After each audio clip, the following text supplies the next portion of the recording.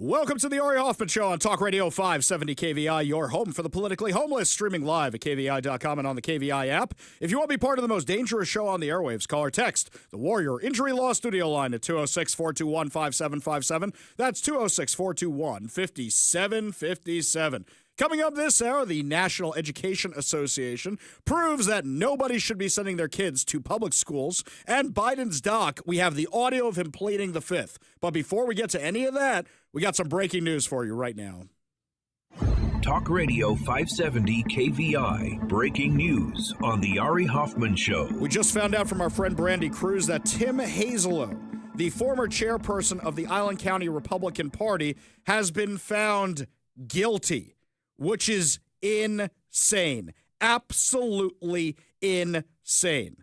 He's been found guilty. He's been convicted of 2 counts, including felony unlawful entry for refusing to wear a mask while observing ballot counting during the 2024 election. Now, let's go through Tim's story for a second so you can see how crazy it is. This is a guy who was the former chairperson of the Island County Republican Party. This is a guy who refused to wear a mask in the ballot counting area during the 2024 election. There's no law, there's no rule, there's no nothing about wearing masks. And there were many other people there who are not wearing masks, including the responding officers. They're hitting him with charges. Well, now they've convicted him of charges that are really meant for you broke into a polling place. You broke into a ballot station. You tried to steal ballots. But this is a complete, there's words I want to say on the radio that I can't say right now because this is a miscarriage of justice. Greg Banks, who's the prosecutor of Whatcom County, for Island County. Greg Banks has a history of social media posts demonizing Republicans, wishing they would die, demonizing Donald Trump. You name it, this guy has it on social media. That was not allowed to be admitted as evidence.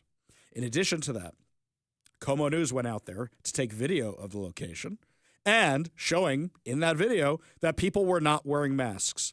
That wasn't allowed in. So the 2 things that could have completely exonerated Tim Hazelow were not allowed to be admitted to the trial, which is beyond crazy. Now, Tim Hazelow also has a job which requires security clearance. So if he's been convicted of a felony, that means he can't have his security clearance anymore, and that means he's going to lose his job. This is malicious prosecution. Now, I hope he appeals. I assume he's going to appeal, but it's insane to me that the judge didn't let in the evidence that would completely exonerate him. And who are these jurors, by the way, that found him guilty? He was polite. We've played the video several times for you. He shows up. They said, hey, we're going to hit you with a citation. He says, okay. They said, we'd like to ask you to leave. He says, okay. He doesn't cause a fight. Nothing. There is no justice in Washington. A guy like Tim Hazelow is convicted, and we still haven't arrested the lunatics who were rioting outside the federal building in downtown Seattle. We still haven't arrested the guy who assaulted Cam Higbee. I know they're different jurisdictions, but there is no justice here in Washington. There just isn't. You get a malicious prosecutor. You get a judge who's sympathetic. You get a bunch of jurors. There's not one person on that jury who thought he was innocent. Not one. 12 people convicted him of this. That's beyond insane. Beyond insane. And what this means is they can bring charges against you anytime they want for any reason. We've been talking about Bob Ferguson's hate crimes and bias hotline. What do you think this thing is for? You get enough complaints on Ari Hoffman, all of a sudden his office is going to start investigating me for hate crimes. You think I'm kidding? That's what's going to happen. Every Republican who's got a Trump flag, any Republican who's got an American flag, that's what they're going to start doing. And they'll have no grounds to do so, but what they're going to do is try and silence anybody they see as a threat. And they saw Tim Hazelow as a threat. This is insane. And if they can do this to him, they can do this to any one of you. People joke that this is the People's Republic of Washington. It is now more so than it ever has been before. It's beyond crazy that he was found guilty. We're going to see what his sentencing is when that's scheduled, but it is crazy to me. I'm going to see if we can get Tim on the show for tomorrow, perhaps.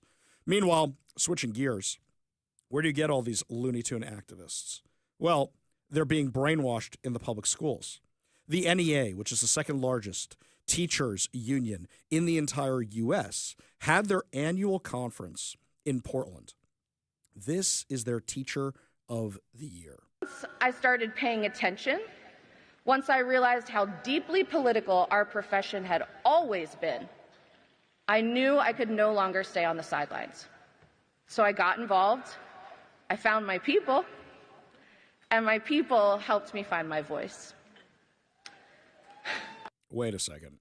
You have a teacher admitting that they're infusing politics into the classroom? You know, I had a ton of teachers growing up, and I don't know what any of their politics were. I really have no idea because they just taught the facts. But you literally have their Teacher of the Year saying it is their job to infuse kids with politics, saying the quiet part out loud. Here's their president giving her address. Depending on us, rise up, NEA, hold on, don't let go of anyone's hand. I don't even know what she's yelling about. I watched her whole speech. I have no idea that rambling insanity. These guys are all nuts because they're trying to brainwash your kids. Ashley Crossan, who is the NEA's 2025 Teacher of the Year, is the one who said she found her people, which means there's other teachers in the public school system that want to indoctrinate your kids. And I know that's not a surprise to any of you, but that is exactly what's happening. Exactly what's happening. There was an op-ed in Fox News, and it said, this is by Corey DeAngelis. He's the one who's been posting all the videos from this insane convention. He said the convention's resolutions, which were leaked to me by an NEA conference attendee, were a masterclass in political overreach. One business item called for the NEA to defend against Trump's embrace of fascism by using the term fascism in NEA materials to correctly characterize Donald Trump's program and actions. So now they're going to call the president of the United States a fascist? I wonder if they're going to say the Nazis were good people. There were good people there. Is that what they're going to say? Because it seems like that's the direction they're going down. You want to call the president of the United States a fascist. If he's such a fascist, how come he has to fight every battle through Congress? In addition to that, another resolution labeled any move to eliminate the U.S. Department of Education as an illegal, anti-democratic, and racist attempt to destroy public education and privatize it in the interests of billionaires. Guys, that's nuts. That's absolutely nuts. We spend more money now than we ever have in history on public education, and the grades are infinitely worse. If we had school choice, you'd be better off.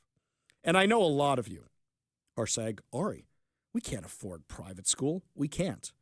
You know, a lot of you probably didn't know this was in the big, beautiful bill. Here's Linda McMahon, Secretary of Education, telling you what can help you out. Could I just ask Linda, she's involved in so much, she's so talented and so good, and she's working on a couple of little things like Harvard, who was given $5.5 billion over a short period of time. We caught him on that one. It's crazy, but you're working on so much. You want to bring education back to the states. How are you doing? Well, absolutely, and thank you for the opportunity. I think on the big, beautiful bill, what we saw, with school choice, that's finally on a national basis at the state level, but there are opportunities now for scholarships, more and more of them for kids who are in failing schools. It's going to be a big turnaround.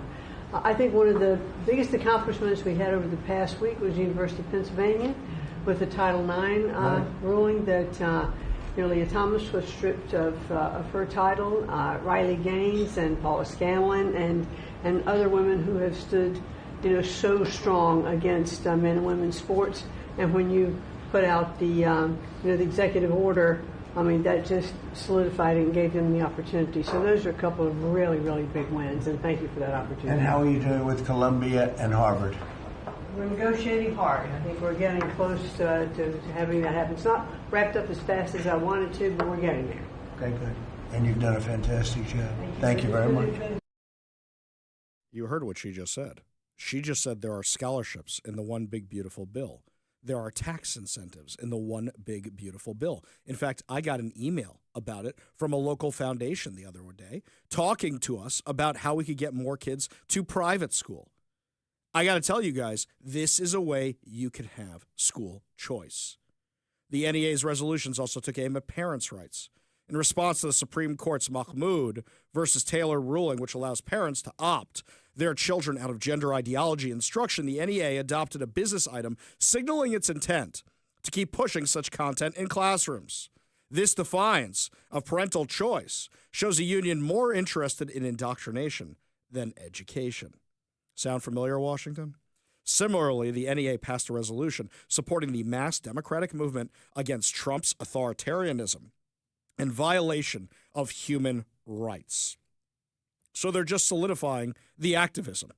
That's what they're doing, solidifying the activism. We mentioned the other day that they kicked the ADL, the Anti-Defamation League, and all their curriculum out of the schools. And you know what? This is the left eating their own.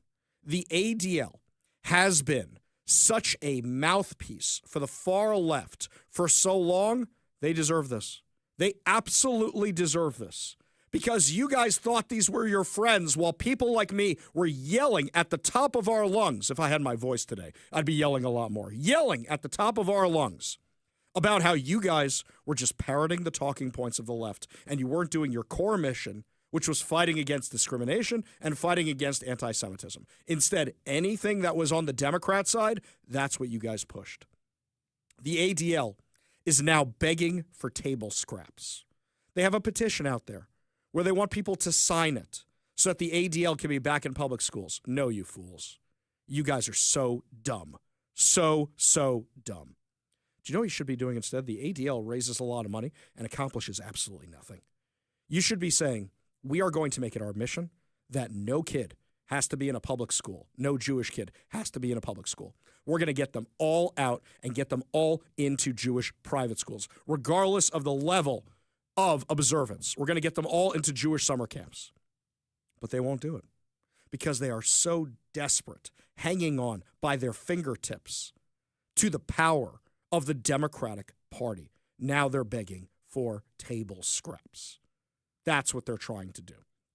The ADL is a wasted effort. In fact, here, they have passed laws that have made it difficult for me to do my job.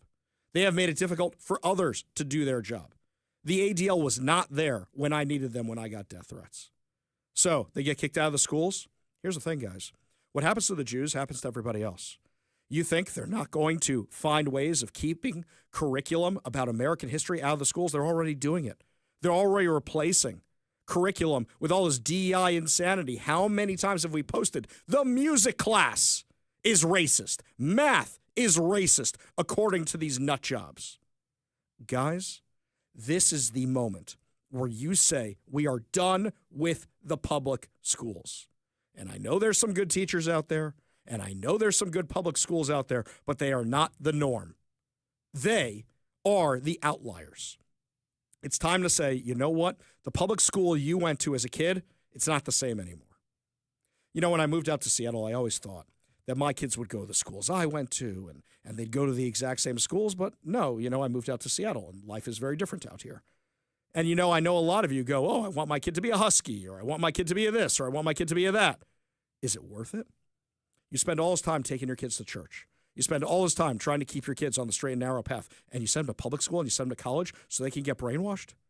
Every single Jewish kid I know who got brainwashed by the anti-Israel movement, every single one, it happened in college. And it didn't matter if they went to Jewish schools. It didn't matter if they went to Israel for a gap year. It didn't matter if they went to Israel on summer programs. They got brainwashed in college. Same thing could happen to your kid.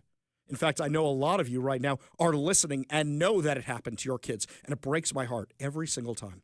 Every single time I do a speaking event, people come up to me with tears in their eyes, and they always say, Ari, how do we get our kids back?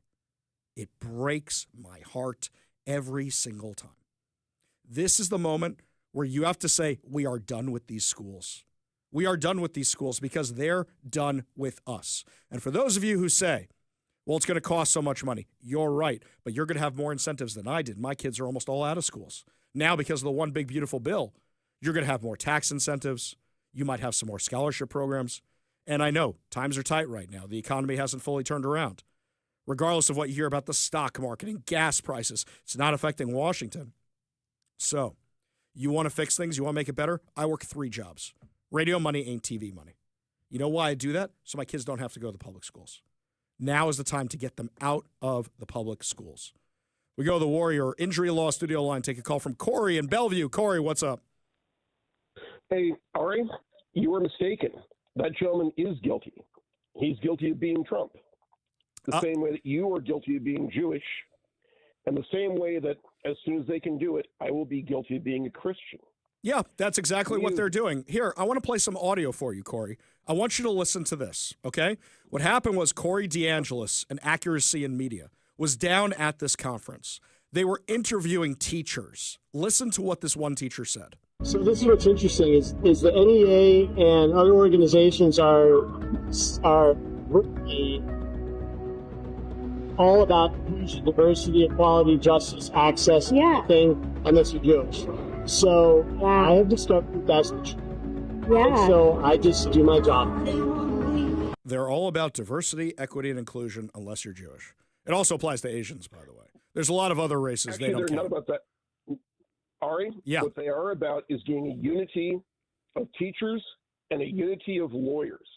Yep. It's already very difficult for a person with conservative viewpoints to get through law school. It's nearly impossible for one to get through the teachers' schools. And they're looking to leverage that power. They spent generations establishing dominance. And now they're trying to leverage that into parts of society. And when we do go to private schools, we have to be careful of the people we get as teachers that they don't have that indoctrination. You're exactly right. I told you the story about my kid, right? My kid came home with Howard Zim's book from a Jewish school. And the teacher was in a chat group on Facebook or whatever it was. And he just said, okay, guys, who can recommend a good book for social studies? And they said, oh, here, Howard Zim's People's History of the United States. And my son, thank God he listens to my show. He goes, Dad, isn't this the book you've talked about on your show?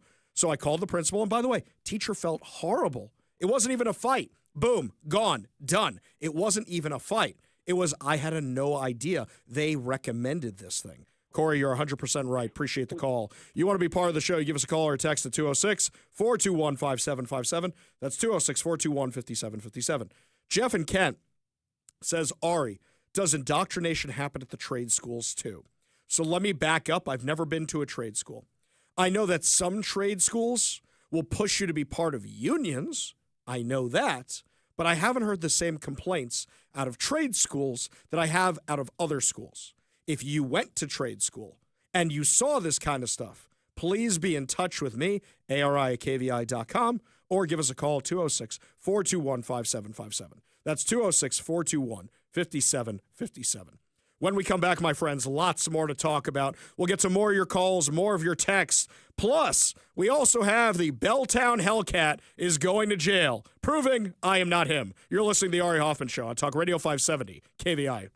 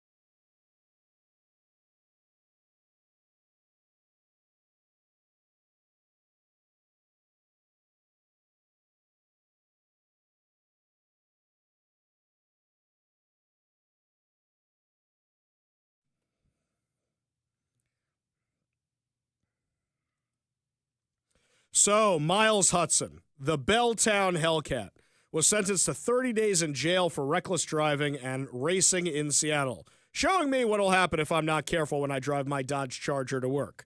But this also proves that I am not the Belltown Helcat.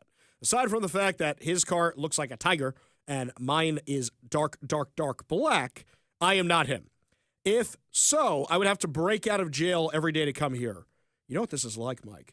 Did you read the Green Lantern series where Hal Jordan is convicted for drunk driving and he has to spend 90 days in the clink? But all the Green Lanterns are like, dude, we need you. And they keep breaking him out like every single night. And he leaves behind a glowing Green Lantern. And I'm thinking to myself, does that really fool anybody? He's glowing. He's glowing right there. Yeah. And then, you know, of course, one of his cellmates figures out that he's the Green Lantern. That blew up rather quickly. All right. So if I don't show up to work one day, you then know that I am the Belltown Helcat, or that the sting in my throat is really, really, really, really bad. We go to the Warrior Injury Law Studio line. Take a call from my friend, Transit Joe. Transit Joe, what's up? What's up is I got a story from Whidbey to tell you of the left eating its own. You ever hear of E-Beach Reserve? No. It's right next to it's right next to and arguably part of Naval Outlying Field Coopville, which is right next to a town of Coopville, where the Navy EA-18T growers practice, and I'll be heading out tomorrow to watch. I didn't know it had a name. I know where that is. I've driven past it before. My wife and I like to vacation out there. Oh, so, okay. Well, you know, there's a headline in the Whidbey News-Times that the E-Beach Trust Board is laying off staff after losing federal funds. Interesting. You know what I find really sad is for years, the boosters of that reserve have waged a legal campaign and a political campaign to close the Naval Outlying Field. And I would argue pretty passionately that it just might be in the Navy's interest to keep more homes from being built out there. Joe, do me a favor. Send me the article. Send me the news brief. You've got my email address, ari@kvi.com. Oh, yeah. Send it over so I can read up on this, okay? I want to know what I'm talking about, all right? I hear you. It's just, real briefly before I email the article over, it's just, a sad tale of, how all this noise whining and activism against the military, means that the reserve just might start shuttering down. But you'll like the article. Yeah, send it over. I'd love to check it out. Thanks for the call, Joe. Thanks for the tip. Appreciate you being part of the show. You want to be part of the show. Give us a call or a text at 206-421-5757. That's 206-421-5757. Meanwhile, Seattle Mayor Bruce Harrell has asked for Seattle to be let out of the consent decree, for the Seattle Police Department to be let out of the consent decree, which I find kind of entertaining because he's one of the people who pushed for them to be in the consent decree. What is a consent decree? I know a lot of you have heard about it. I know a lot of you say, I support the police, and I know they don't support this thing. Well, our friends over at Fox 13 explain exactly what it is. The city of Seattle wants to end federal oversight of its police department. Today, Mayor Bruce Harrell filed an official request in what's called the Federal Consent Decree. One of the cases that prompted the push towards reform was the fatal shooting of wood carving artist John T. Williams in 2010. Fox 13's Jennifer Dowling joining me now. Jennifer, you spoke with a man who knew Williams. How does he feel about this?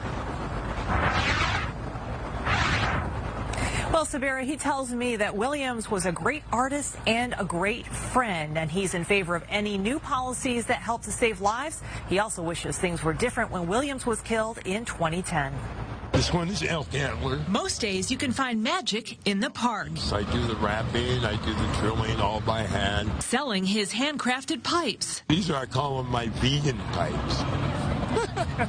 Because they're wood. More than a decade ago, it was common to see him working alongside totem pole carving artist John T. Williams. We sat here almost every day. The two considered each other family. Carving together and just, camaraderie.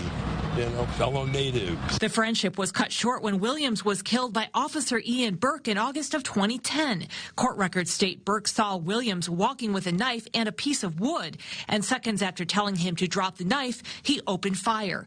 Because of that case and others, the DOJ launched an investigation into SPD, finding an estimated 20% of serious use of force incidents were unconstitutional, and that SPD engaged in a pattern of using excessive force.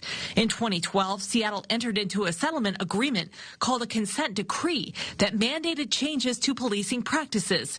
Tuesday, the mayor said the city was officially asking the court to conclude that process, citing improvements in policies, training, and accountability, with Chief Sean Barnes citing data from 2024 showing that of more than 8,000 crisis incidents, only 1.33% involved any use of force. After his death, a totem pole was installed at the Seattle Center to remember Williams. Magic hopes new policies honor him as well. If it's going to help the police deal with mental health issues out here on the street and stuff in a positive, non-violent, non-aggressive, and understanding, humanistic way, I'm all for it.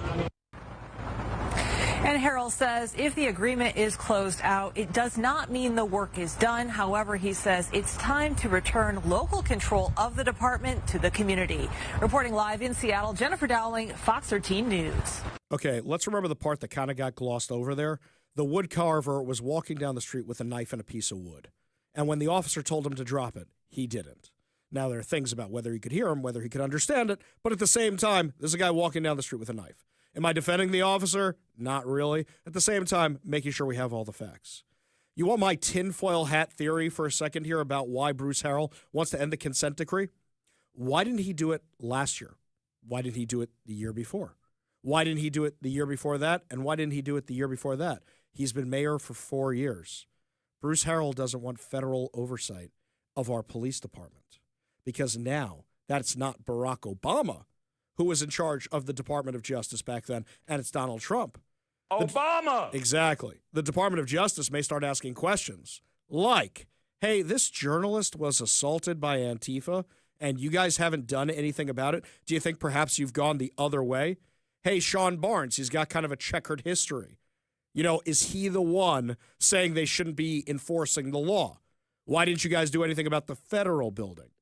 My tinfoil hat theory is that Bruce Harrell just doesn't want to be under the Trump Justice Department because he had no problem being under the Biden Justice Department, and he had no problem shoving the Seattle Police Department under this consent decree under the Obama Justice Department. When we come back, my friends, we have some crazy audio for you of Joe Biden's doctor taking the fifth and not answering any questions about who was actually running the country and if Joe Biden was up to the job. We'll have that awesome audio for you when we come back. You're listening to the Ari Hoffman Show on Talk Radio 570 KVI.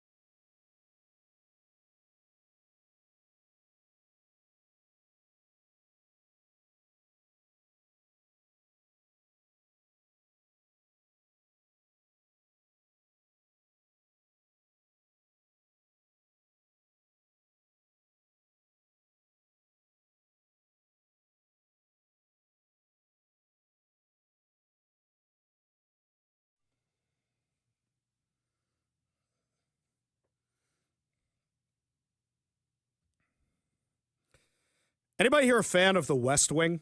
There's a whole series of episodes about the president being investigated for covering up a very serious medical condition. If you haven't watched the show, I'm not going to spoil it for you, but that is a major plot point right before he runs for re-election. And the lines from it are literally being used on Capitol Hill today. When I hear this audio of what they're asking Joe Biden's doctor, it's almost word for word what they were asking Allison Janney, C.J. Craig in those episodes of The West Wing. Did you lie about the president's health? Now, here's something. Does the president's doctor enjoy doctor-patient confidentiality? He's broken it multiple times. This is a guy who issues statements to the press all the time on the president's health. He's doing great. Even saying good things is a violation of multiple kinds of laws. So, does he enjoy doctor-patient privilege? For example, the White House counsel's office. The president does not enjoy having client-attorney privilege with that office because it's paid for by us, and they're trying to deal with stuff on the government end. Does his doctor enjoy that privilege? Interesting question. We're going to have to talk to some legal people about that. But former White House physician Kevin O'Connor's closed-door interview with the House Oversight Committee ended after less than an hour on Wednesday morning because he wouldn't say anything. He pled the fifth to multiple questions about his time with former President Joe Biden during the sit-down. And because he pled the fifth to everything, they basically ended the entire hearing. Give a listen. Dr. O'Connor, were you ever told to lie about the president's health? On the advice of counsel, I must respectfully decline to answer based upon the physician-patient privilege and in reliance on my right under the Fifth Amendment of the Constitution. I am not a lawyer. I must follow my lawyer's advice in this matter. Let the record reflect that Dr. O'Connor has invoked the Fifth Amendment right against self-incrimination. Dr. O'Connor, please be very clear. Are you declining to answer the question put to you solely on the ground that you believe the answer will incriminate you? On the advice of counsel, I must respectfully decline to answer based upon the physician-patient privilege and in reliance on my right under the Fifth Amendment of the Constitution. I am not a lawyer, and I must rely on my lawyer's advice in this matter. Dr. O'Connor, did you ever believe the president was unfit to execute his duties as president? On the advice of counsel, I must respectfully decline to answer based on the physician-patient privilege and in reliance on my right under the Fifth Amendment of the Constitution. I'm not a lawyer, and I must follow my lawyer's advice in this matter. Let the record reflect that Dr. O'Connor has invoked the Fifth Amendment right against self-incrimination. Dr. O'Connor, please be very clear. Are you declining to answer the question put to you solely on the ground that you believe the answer will incriminate you? On the advice of counsel, I must respectfully decline to answer based upon the physician-patient privilege and in reliance on my right under the Fifth Amendment of the Constitution. I am not a lawyer. I must follow my lawyer's advice in this matter. Dr. O'Connor, is it your intention to decline to answer all questions put to you today by the committee on the basis of the Fifth Amendment right against self-incrimination? On the advice of counsel, I must respectfully decline to answer based upon the physician-patient privilege and in reliance on my right under the Fifth Amendment of the Constitution. I am not a lawyer, and I must follow my lawyer's advice in this matter. And we can tell you that he will have the same answer with respect to any questions that are asked. So, there you have it. Literally will not answer any question. Can we go through those questions for a second? 1, were you asked to lie? 2, is it because you're worried about incriminating yourself or because of doctor-patient confidentiality? 3, was the president unfit for office? This is a bigger scandal than a lot of people realize. What is the 25th Amendment?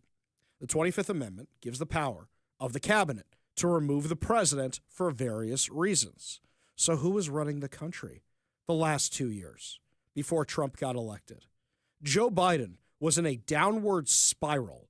He was at least a little more with it in 2020, but it was getting clear, even when we played clips, of how much worse he was getting over time.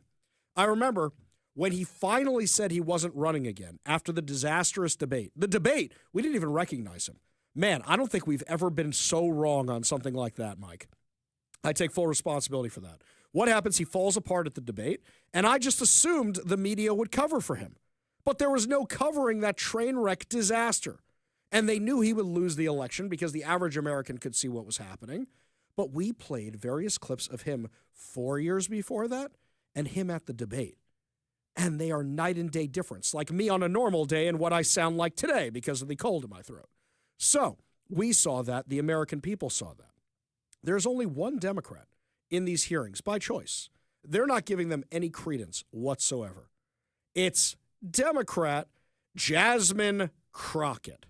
What'd she have to say about this? Do you have concerns about the president's health and his mental acuity? No. None whatsoever? I had none. Now, granted, I didn't see Joe Biden every single day, but I did have an opportunity to interact with the president. I never had a concern. If there's anyone that I am concerned about their mental acuity, it is the current occupant. Yes, blame Trump.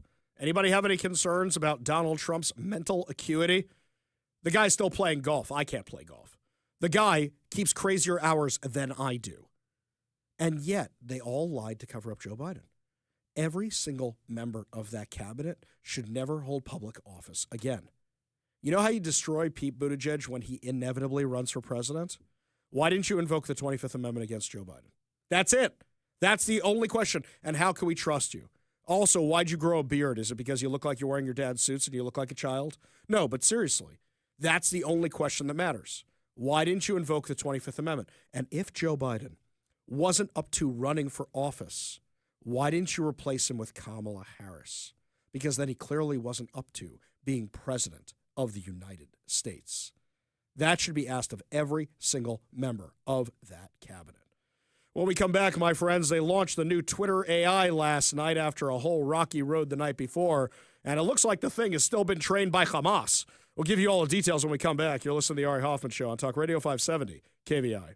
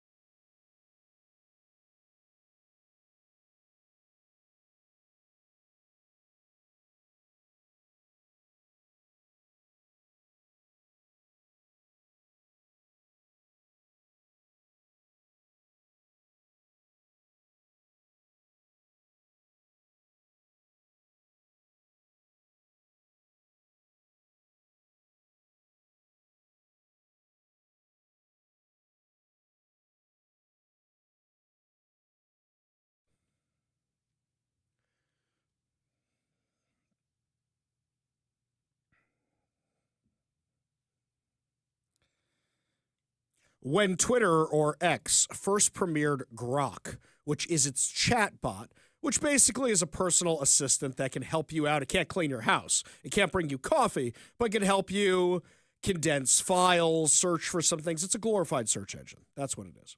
It used to have a feature that said, roast me, that you thought would be funny when it first came out. So they were trying to get people to use it. And I said, you know what? Let's click that and see what it says about Ari Hoffman. It was the most anti-Semitic, crazy, neo-Nazi sounding thing I have ever seen in my life. Because when did Grok come out? Right after October 7th. And all the stuff that was online was the stuff it was picking up. Anybody who says Elon Musk turned Twitter into a cesspool was not on Twitter beforehand. I actually find Twitter less of a cesspool now because so many of the far left psychopaths went over to Blue Sky. And apparently that place is just a train wreck disaster. So it picks up what's on the platform, but it does show you how much of this garbage is on the platform. Look, any day in my comments, I get anti-Semitism. And it's the same stuff over and over. Today, literally today, Spain announced that they are doing all this anti-Semitic policies against Jews. And I said, wow, how 1492 of you, right? What happens? I get all these comments.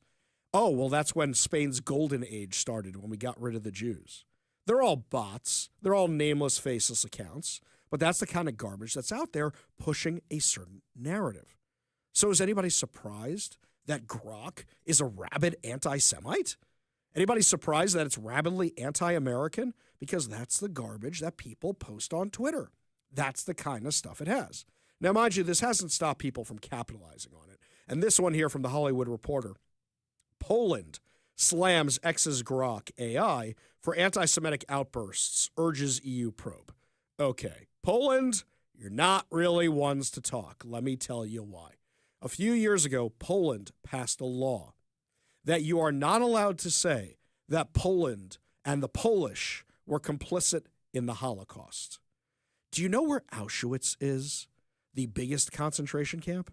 It's in Poland. And Auschwitz is not far out in some fields. I know a lot of people saw a Band of Brothers and they think all the concentration camps were out in a field somewhere. Auschwitz is back to back with houses.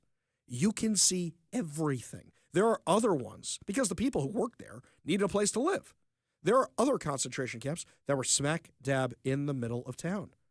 And the ones that were out in the fields, of course, people knew what was going on because they sold things to the Nazis, because they worked at those sites. So Poland, maybe leave yourselves out of this one. Meanwhile, a Buffalo News cartoonist has come under scrutiny for releasing an illustration that appears to insult the victims of the Texas flash flood disaster. According to the Post-Millennial, the cartoon, drawn by Adam Ziglis, depicts a drowning man wearing a Make America Great Again hat, and with a thought bubble reading, "Government is the problem, not the solution," implying that Trump supporters got what they deserved. This might be the sickest of all the stuff we've seen, because at least 109 people have been confirmed dead following the July 4th catastrophic flood, which flooded the Guadalupe River in Kerr County. Many of the victims are children who were attending Camp Mystic. Now, mind you, the Democrats, every single one of them, except for John Fetterman, I think, is politicizing this thing. Listen to Chuck Schumer. It's essential for all New Yorkers who need to be protected against extreme weather like flooding, who need the warning, which obviously didn't occur in Texas, that bad, dangerous weather is coming. That has been debunked multiple times. In fact, it's even been debunked by the left-wing media outlet, AP, Reuters, all these different far-left outlets. In my little red book of the Maoist media, they have debunked that. And yet Chuck Schumer is still pushing this garbage because no matter what, they're going to call Donald Trump the devil. This is what they do. It's beyond crazy. According to his personal website, Adam Ziglis is a Pulitzer Prize-winning editorial cartoonist for the Buffalo News. He has been with the paper as a full-time staffer since 2004. This is like if Horsey did this, the guy for the Seattle Times. And his illustrations have appeared in additional outlets such as the New York Times, Washington Post, and USA Today. Most of his recent illustrations take aim at the Trump administration, with several drawings portraying President Trump, his supporters, and ICE agents in a volatile and negative manner. Ziglis appears to lean far left on the political spectrum based on his artwork, and there's a whole bunch of examples here. He's not the only one facing scrutiny. A Houston pediatrician has been terminated from her position after saying the Kerr County flood victims got what they voted for. How callous are you people? Also, Chuck Schumer, by the way, until President Trump got elected, a lot of the people in North Carolina and Florida had still not gotten help months after the hurricanes and storms that ripped through there under Joe Biden. So I didn't hear you call him out, but instead you demonize President Trump. Lots more to discuss as the show continues. When we come back, my friends, your chance to take the trip or keep the cash. And also, Bob Ferguson is claiming that he's going to backfill the funds for Planned Parenthood. Where's he going to get them from when we have a massive budget deficit? You're listening to the Ari Hoffman Show on Talk Radio 570 KVI.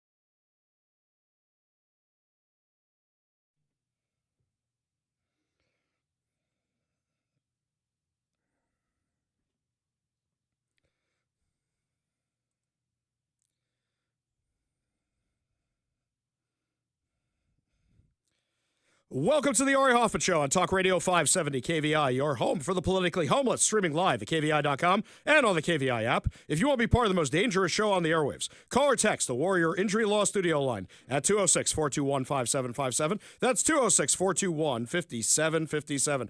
Coming up this hour, my friends, so much to talk about, including what Karen Bass saying there were no riots in Los Angeles. But before we get to any of that, you work hard, you need a giveaway, and perhaps some financial relief. We've got you covered with KVI's Take the Trip or Keep the Cash, sponsored by our friends over at Budget Tank Removals. This week, you can get away to Portugal with tram rides through Lisbon, castles in Sintra, and wine by the sea, or have a chance at $3,000 cash.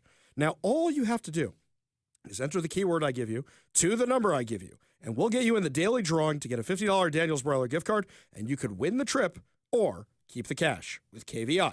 Now, you just enter the word, only the word, not your name, not your phone number, not your email address, not Ari Hoffman. You are the most beautiful looking radio host I've ever seen in my life. Just the word itself. Well, So- I mean, folks can text all that stuff if they enjoy being disqualified for the contest. Absolutely. That's fine. That's y'all's business. Yes, or you could text my social media, which will definitely disqualify you from the contest. Remember, you just text the number I give you and the word I give you. That's it. And remember to only enter it once. Today's word is jet. J-E-T. Exactly. Maverick just buzzed the tower around here. So the keyword is jet. Text it on over to 206-421-5757. That's 206-421-5757. You have until 5 p.m. to enter. Your next chance at winning comes at tomorrow at 8 a.m. Remember to check out danielsbroiler.com to reserve a table, place your takeout or delivery order, and more.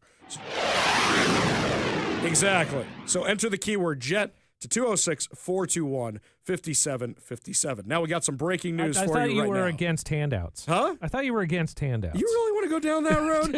Hang on. Let me play the thing. I got a little intro for you today. Okay. We got some breaking news for you right now. Talk Radio 570 KVI. Breaking news on The Ari Hoffman Show. John Wilson has suspended his campaign for the King County Executive. Joining us now in studio to discuss from our sister station, Northwest News Radio, their senior political reporter, Jeff Pogel. And mouthy on top of it. Yeah. Good I don't do this when I come into your show, Hey, man. we're all paid to talk. This is true. Yes, that's very true. All right, tell us what's going on with John Wilson. Start from the top. Well, we'll start from the top. John Wilson has been in this on-again, off-again relationship with his now ex-fiancée, Lee Keller, who is a prominent public affairs consultant here in the Seattle area. Well, in the latest off-again part of that relationship, she filed for a restraining order against him, claiming that he was harassing and stalking her. I mean, this is not altogether unusual in bad relationships when they go south. Courts deal with this stuff all the time. Sure. This just happens to be two very public individuals. You have the elected King County assessor and a very publicly visible public relations officer. Well, it turns out that he allegedly, I shall say, John Wilson, violated that restraining order a couple of weeks ago by driving up to her house while she was talking with a police officer investigating other instances in which he allegedly violated the restraining order. That led to John Wilson's arrest. Talk about bad timing. A little bit. Yeah. So he spent a couple of nights in jail, posted bail, got out. Ultimately, the King County prosecuting office called in the Snohomish County prosecutors because there would be a conflict of interest because he's an elected official in King County. And the Snohomish County prosecuting attorney declined to file charges at this time. They're still reviewing the case. Charges still could be forthcoming. But obviously, that's not something you want to read in a headline when you're running for higher office, particularly the highest office in the county, that being King County Executive. Candidate spends a couple of nights in jail accused of violating a restraining order. So the press was not looking good for John Wilson, and ultimately this afternoon he decided to step aside. Now, he, in a statement, said that personal matters were becoming a distraction from key issues like housing, taxes, and public safety, and it's best for the public conversation if he steps aside. Now, keep in mind, he had been struggling in this campaign. There have been no polls that I have seen. There might be internal polls, but no public polls of the King County Auditor or King County Executive's race, I should say. So for a stand-in, you look at money that's been raised and the campaign funds and campaign donations. Money equals viability. Money equals viability and endorsements. Another thing you look at.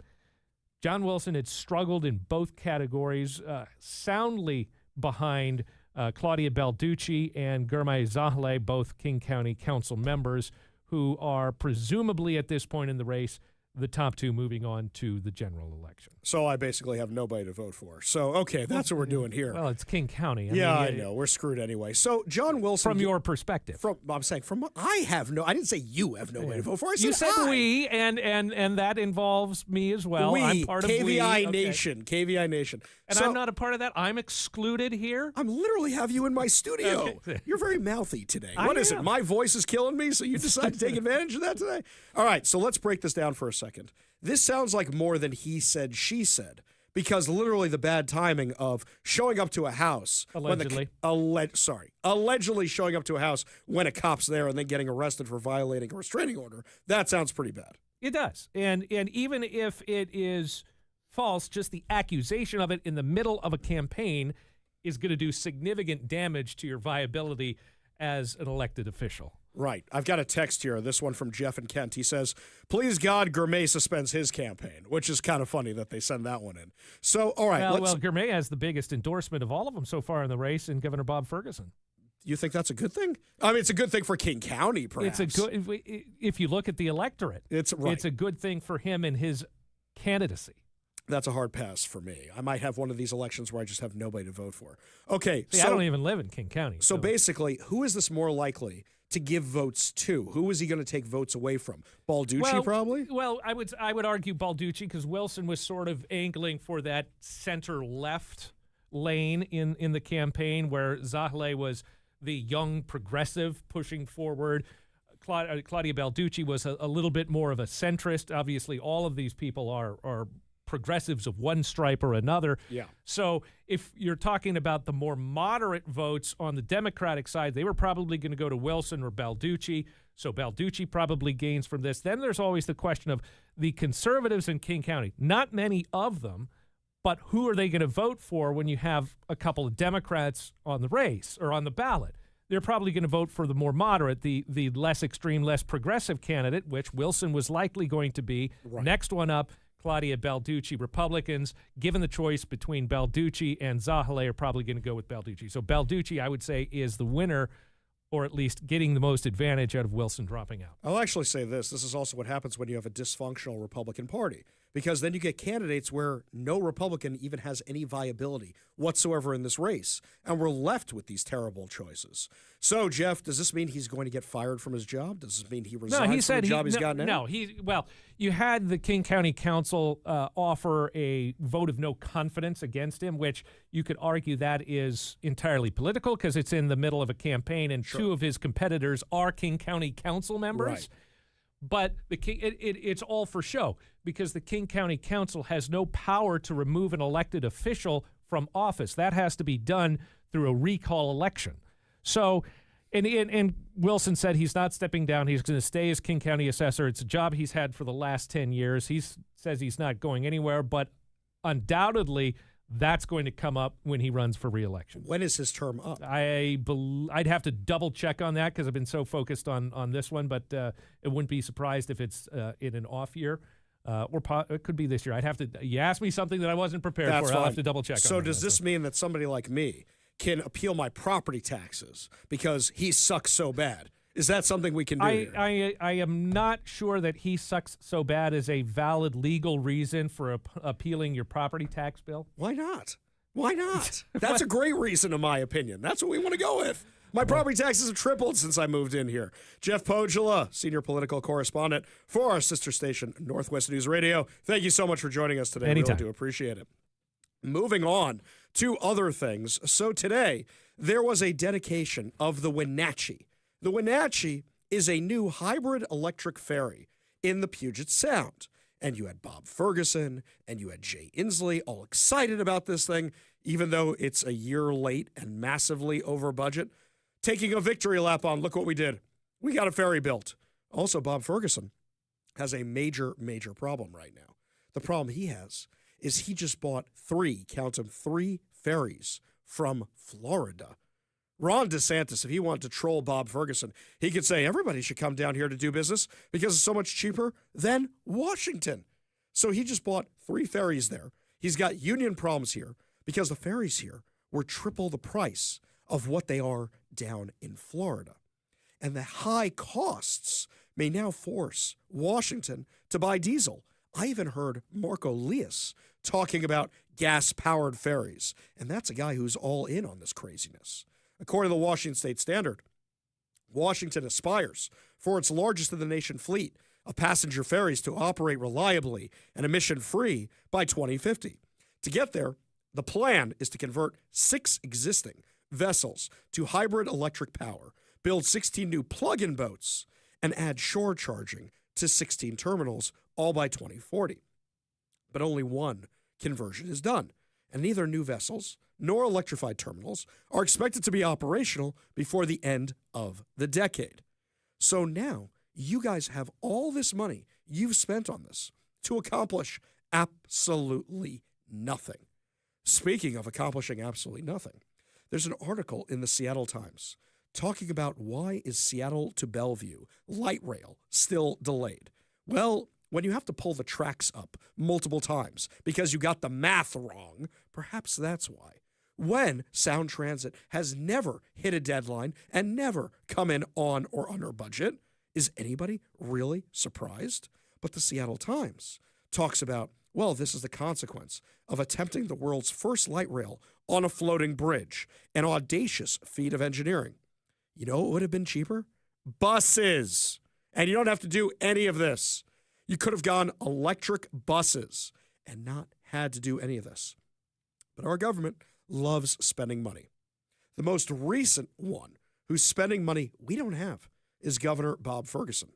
He announced yesterday that Washington State will use state funds to cover the gap left by the federal government's defunding of Planned Parenthood, even though the state is grappling with significant revenue shortfall and an unprecedented surge in government spending. The move comes just months after Ferguson signed into law the largest tax increase in state history.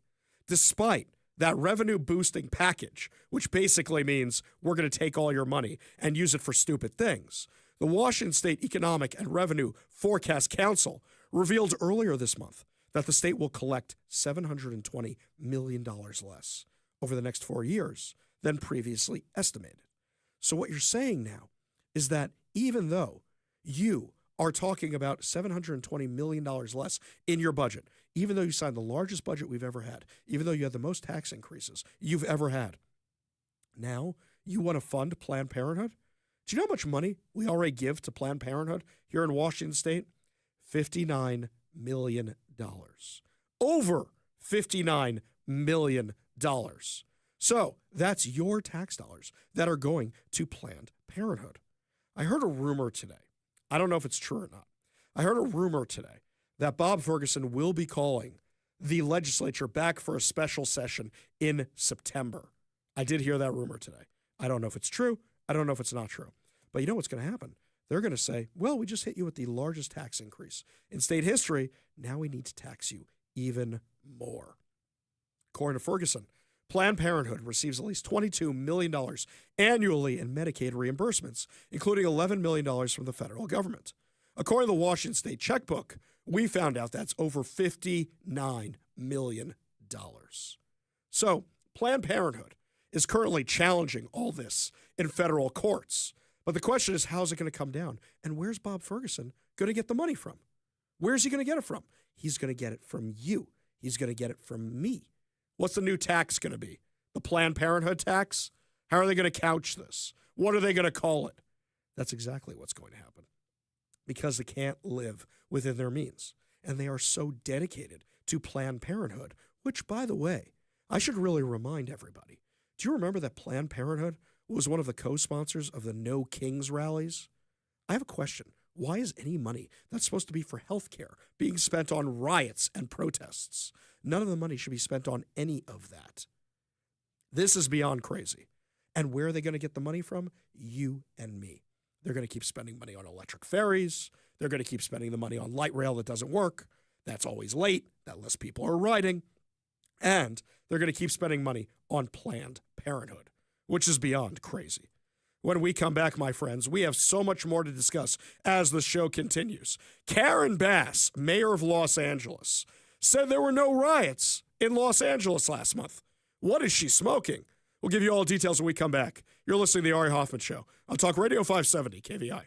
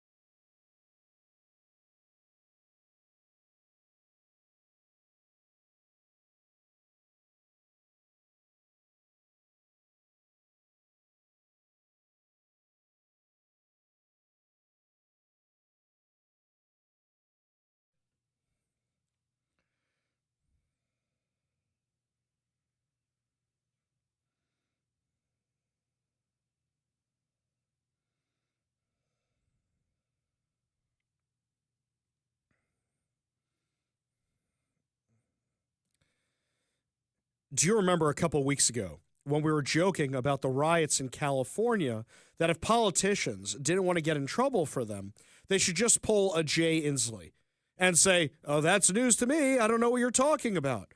Well, that's exactly what Los Angeles Mayor Karen Bass did today. When a reporter asked her about the riots, she said there were no riots. Mayor Bass, this is kind of more of a broader national question. Reports indicate that ICE agents and police officers in Texas have been targeted in ambushes, including in Alvarado, where assailants in tactical gear allegedly lured officers with fireworks before opening fire. Given your strong opposition to federal immigration enforcement actions in Los Angeles, how would you address similar escalations of violence against law enforcement in Texas? And what steps would you propose to prevent such unrest from spreading to Los Angeles while balancing community safety and your sanctuary city policies? Well, let me just say that the quote-unquote riots that were reported never happened. I'm sorry, the riots never happened?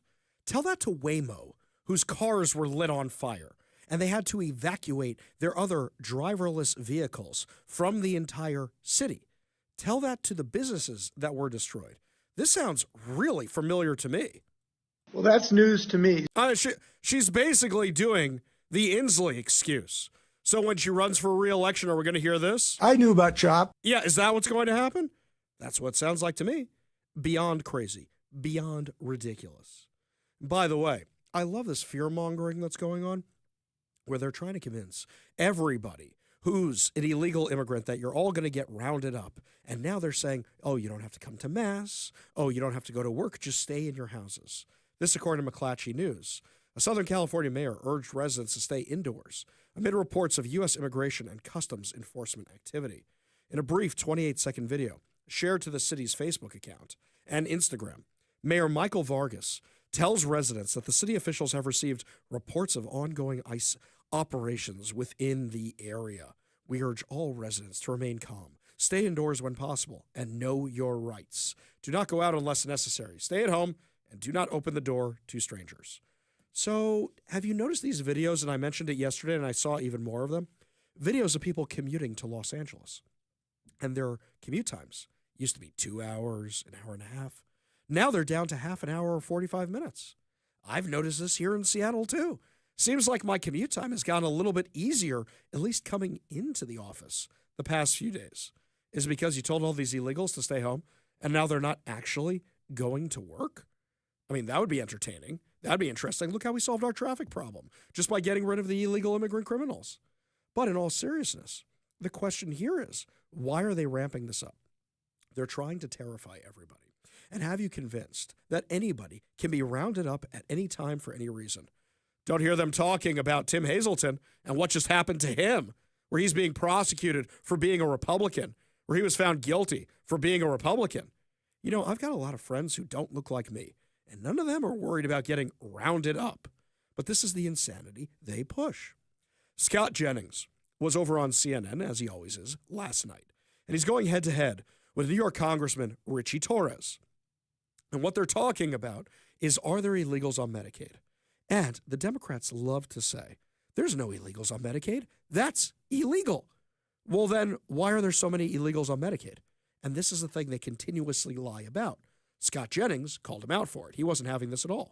I think his political analysis is wrong. I don't think it's unpopular at all to try to reform an entitlement program, to save it for the people who need it, to keep illegal aliens from getting welfare benefits they shouldn't be getting, to encourage people to go to work. I don't think these things should be shied away from by Republicans. None of that is true. First of all, I think Medicaid It's exactly true. It's exactly what's in the bill. Federal law prohibits undocumented immigrants Then why are from receiving 1.4 Medicaid million benefits. on it? Why are That's a figment of your imagination. It's a figment of the CBO's documents. Let me explain the facts. It's in the CBO documents. I'll explain the facts. Is it or not? Let me explain. It's not, actually. No, you are lying. No, that is not. It is not true. Okay, hang on a You're second. advancing facts out of thin air. All right. So Medicaid. Literally called him a liar on national television because it is in the documents that there are illegals on Medicaid. It might be illegal, but somehow there's a whole bunch of them on there.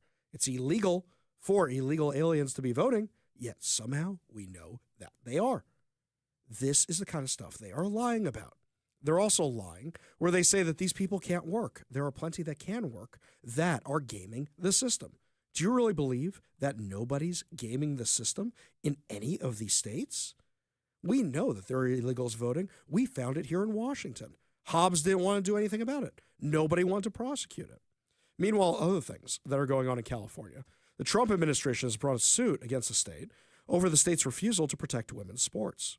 California could lose billions of dollars in federal funding if they lose their case. Now, what's crazy to me is Gavin Newsom is fighting this. Do you remember we played a clip not too long ago? Gavin Newsom was trying to be, well, I'm more of a centrist and I'm going to start a podcast. I'm going to have all these people on that disagree with me. And one of his first guests, if not his first guest, was Charlie Kirk from Turning Point USA. And during that interview, Gavin Newsom literally said that he didn't like that there were men playing in girls' sports. He literally said that. But yet, now all of a sudden, he's fighting this. Education Secretary Linda McMahon said on Fox News, women fought hard for these rights. It's the law, and the president means business with it. She blasted California for their refusal to comply, saying California just rejected our resolution agreement to follow federal law and keep men out of women's sports. Turns out Governor Newsom's acknowledgement that's an issue of fairness was empty political grandstanding. She then tagged him on X, saying you'll be hearing from Pam Bondi. Harmy Dillon said today the United States Department of Justice filed suit against California for allowing boys to participate in girls' high school sports in violation of Title IX, one of the important federal civil rights statutes that we administer here at the Department of Justice. This year alone, California is scheduled to receive over $44 billion in federal funding to support its education system. And yet California refuses to honor federal law that protects the rights of young women. We can't stand for that here at the Department of Justice. It would be irresponsible to do so. She continued, we're so proud of all the young female athletes in California who are striving for opportunities and accomplishments and trophies, and it's their right to do so. So follow along as we pursue the enforcement of federal law against California in this important lawsuit. Now, I got to ask, do you know anybody who thinks this is okay? This is another 80-20 issue where most people go, this is absolutely insane. Men should not be competing in women's sports. And yet this is the stuff the Democrats want to die on a hill for. The DOJ brought the suit against California's Department of Education and said that they were in violation of allowing boys to play in girls' athletics. The issue, which even Governor Gavin Newsom said it's an issue of fairness, is one in which Americans resoundingly agree on, coming down on the side of women, not men who say they're women. The state has been allowing men and boys who claim to be women to compete in women's athletics, costing the women and girls of California dozens of awards, records, and opportunities to compete. Now, Gavin Newsom thinks this is going to get him elected to the White House. Taking on Trump, fighting issues like this, these are not popular issues. Not at all. By the way, there's a new rumor going around that Gavin Newsom is going to run for president with Hakeem Jeffries as his running mate. Yeah, just think about that for a second, because Hakeem Jeffries checks a whole bunch of boxes. That's something they seriously are talking about in Washington, D.C. Wow, that's 0 for 2. Discount Barack Obama and Gavin Newsom? That's a hard pass for me on either one of those guys. You want to say something, Mike? You look like you're about to chime in. No, you're just upset. I'm resisting the urge to throw up my lunch. That's disgusting. Yeah, that's kind of how I feel. Thank you. Yes. No, thank you. Nobody wants that. What would you prefer, Gavin Newsom and Pete Buttigieg? I wouldn't prefer any of it. Come on, man. Yes, pass on all those guys. Nobody wants any of that. Lots more to discuss as the show continues, my friends. When we come back, what's exactly in the big, beautiful bill? Republican strategists will be joining us to give us all the details and combat the lies of the Democrats. You're listening to The Ari Hoffman Show on Talk Radio 570 KVI.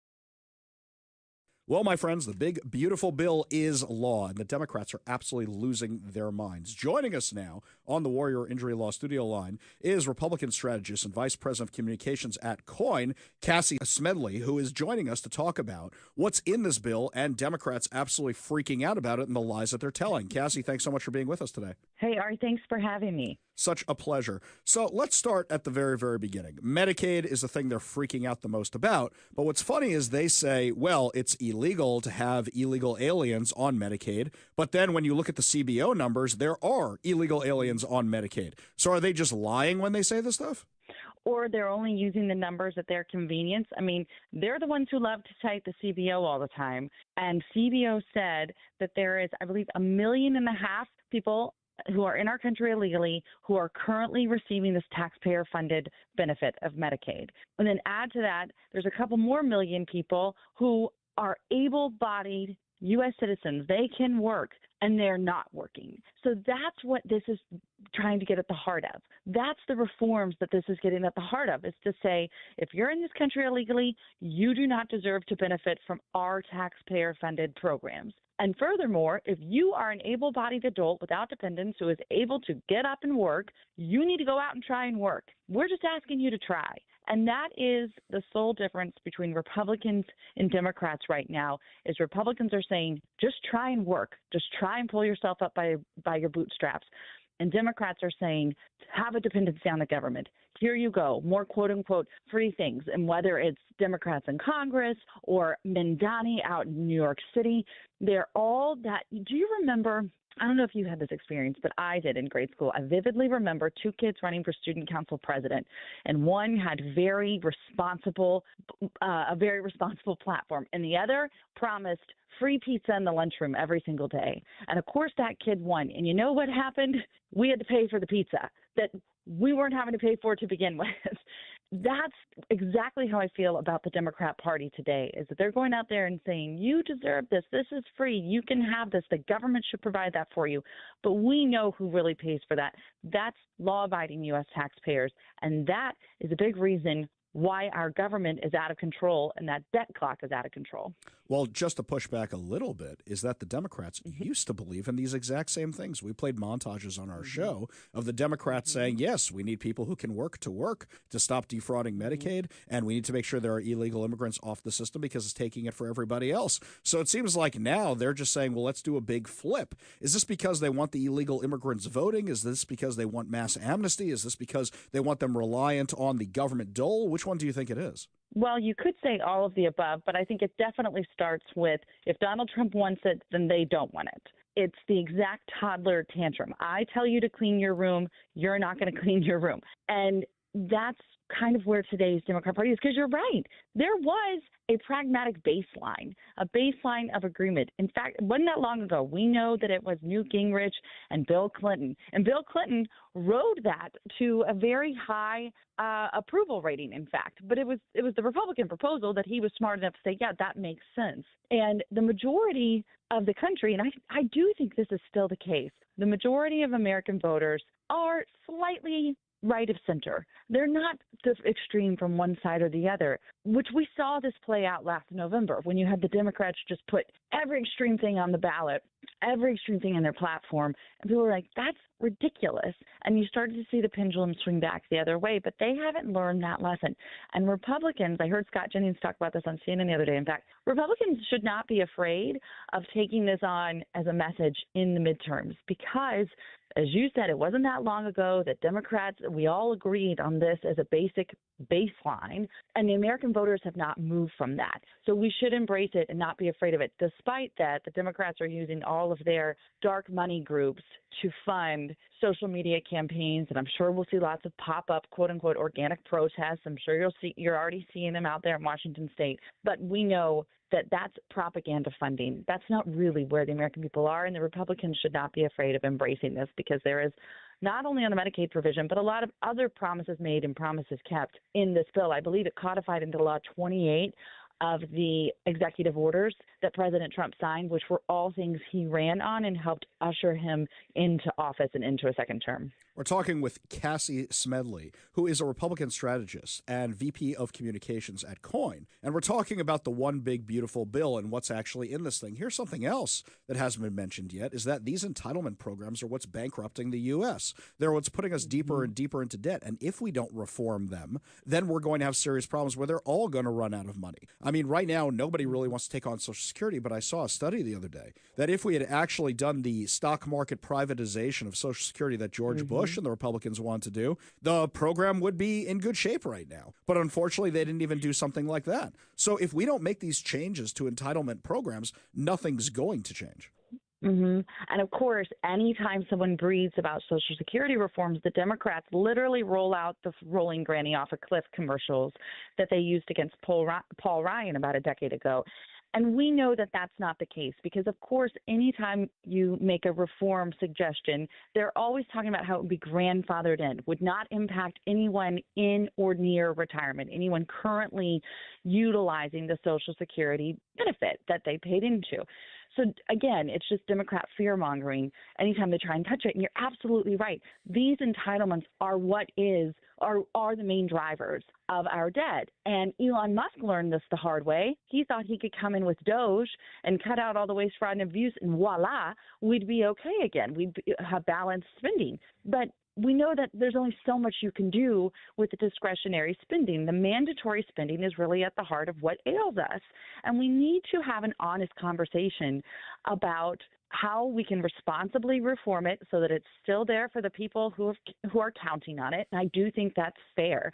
But again, the people who were in or near retirement a decade ago, or who weren't in or near retirement a decade ago, now are. So you're just adding more and more people to the list of people who are depending on it. But I do think that voters are smart and they can understand that conversation if you're just honest with them about it. Yeah. And I do think President Trump and this Congress have this very small window of opportunity to actually make some inroads on some of this stuff, because President Trump, as we know, he's got nothing to lose. He is there to have an impact, to make a lasting impact, and to reform Washington in a way that none of his predecessors have had the courage to do. And I'd be okay as someone who just turned 40, so I'm not in or near retirement, but I'm closer than I was 10 years ago. I understand that something's got to give here, and we've got to do something. Well, me personally, I like watching the Democrats in complete meltdown mode, especially the ones here in Washington over all this.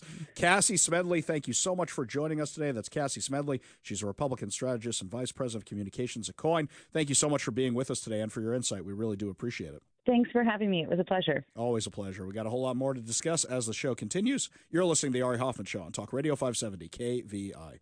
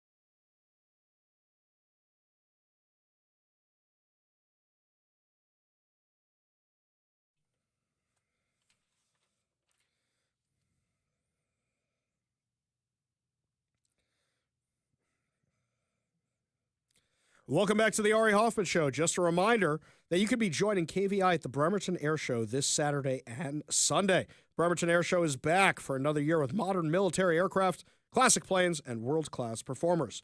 This year's theme is Mustang Mania, featuring the largest gathering of P-51 Mustangs in the Pacific Northwest. Get tickets and learn more at bremertonairshow.com. Plus, we're going to be out there. Mike, you going to be there both days, or are you just going to be out there on Sunday? Just Sunday. Okay. All right. Yeah, just Sunday. Okay. So I'm going to be out there Sunday but also. I'll be there all day Sunday. Yeah. Since I'm not going to be there on Saturday. So I think what I'm going to do is, even though I think I signed up for the later shift or something like that, I think I'm going to try and come super early because, one, that makes parking way easier. So my goal is to be there all day Sunday as well. And hopefully this frog is out of my throat long before then. You know what I think could fix this? Lars was texting me. I told him I couldn't record with him tonight for tomorrow's interview, right? So he said, I think you need a cigar and bourbon. And I go, I don't think the cigar is going to help anything. I think that's going to make it worse. Plus, I don't smoke cigars, but the bourbon might help. Well, the bourbon might burn it right out, but Lars might be onto something since you're not a cigar smoker. That will agitate all kinds of stuff to come out of you. Okay, you want a story? You're gonna make fun of this. You gotta sound like Scarlett Johansson in that Jurassic movie. Yeah. So I've only smoked a cigar twice in my life. The first time was my wife and I went out to New Orleans for a vacation. And my wife likes cigars. My son Izzy likes cigars. Yes, I'm a terrible father. But anyway, so what happens is she goes, hey, if you're going to try a cigar, this is the place to try a cigar because there's a room. Okay, there's a store, which is a cigar shop that looks like it was founded before the American Revolution. And you walk in, and every cigar you can imagine is there on the walls down there at Bourbon Street.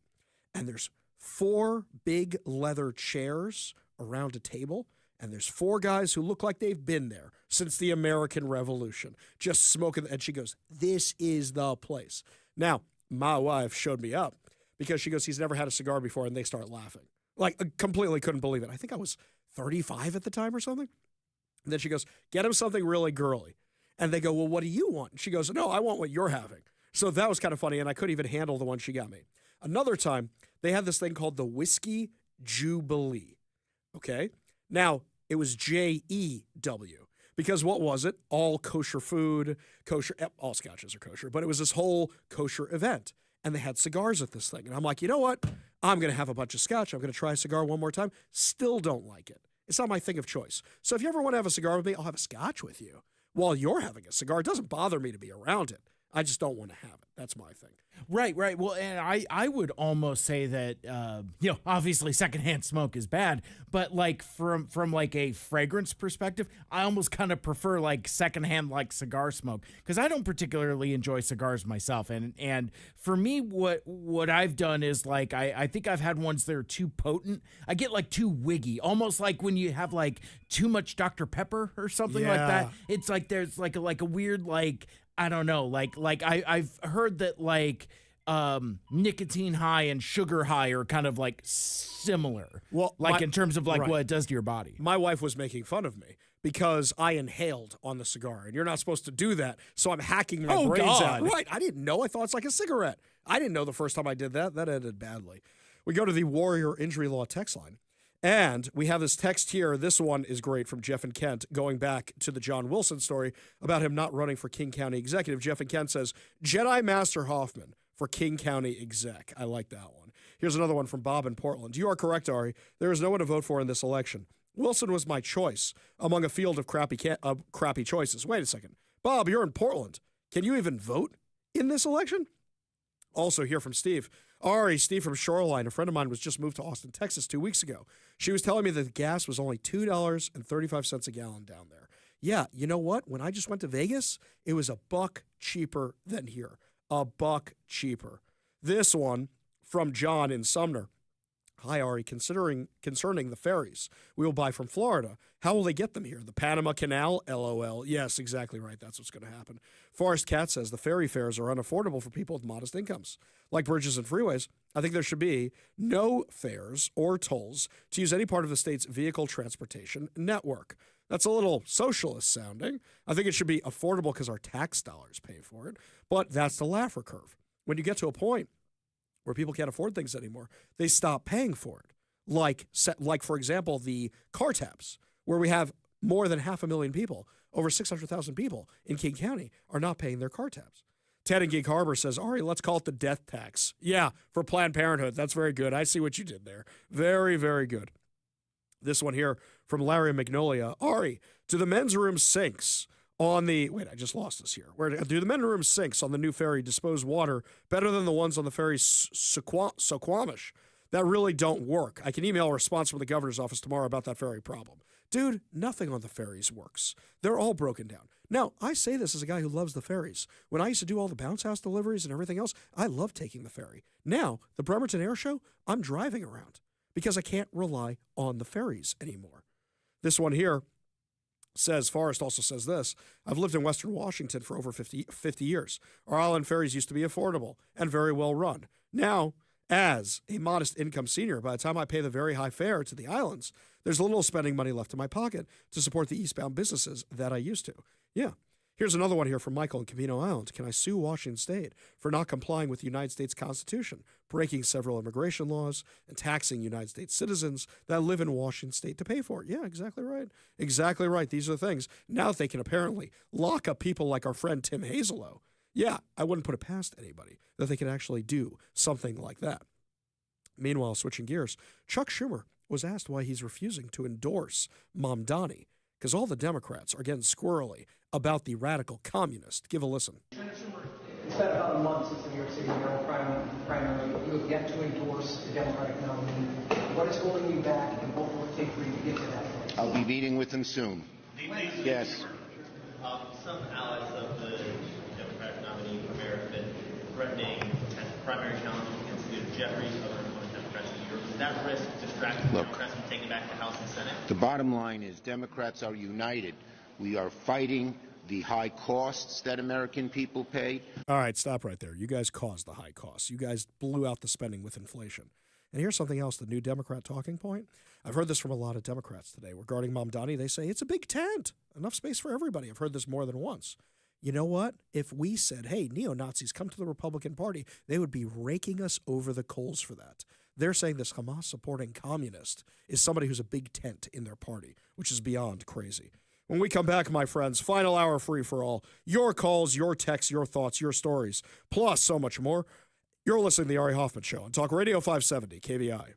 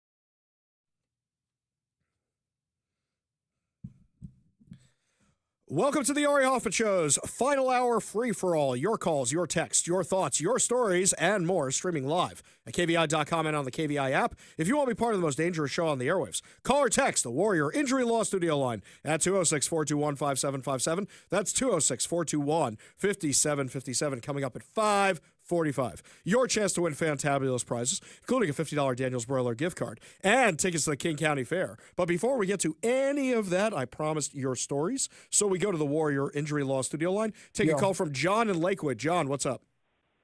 Hey, Ari, how are you? Hey, listen, Big Mike answered 2 questions for me, but I forgot the answer to one. What does that mean? What does that refer to? Which one we talking? Oh, that. Yeah, that's just whenever we think it's tell me again. When it's kind of spicy or something, or it's kind of hot. From a game or something, a video game. What was it again? Yeah, which one is it? Mortal Kombat. That's the one from Mortal Kombat. You know, it's one of the things they said before. Was it before Fatality? Was it one of those, Mike? I think it was one of those. Yes, John. Are there words to that sound?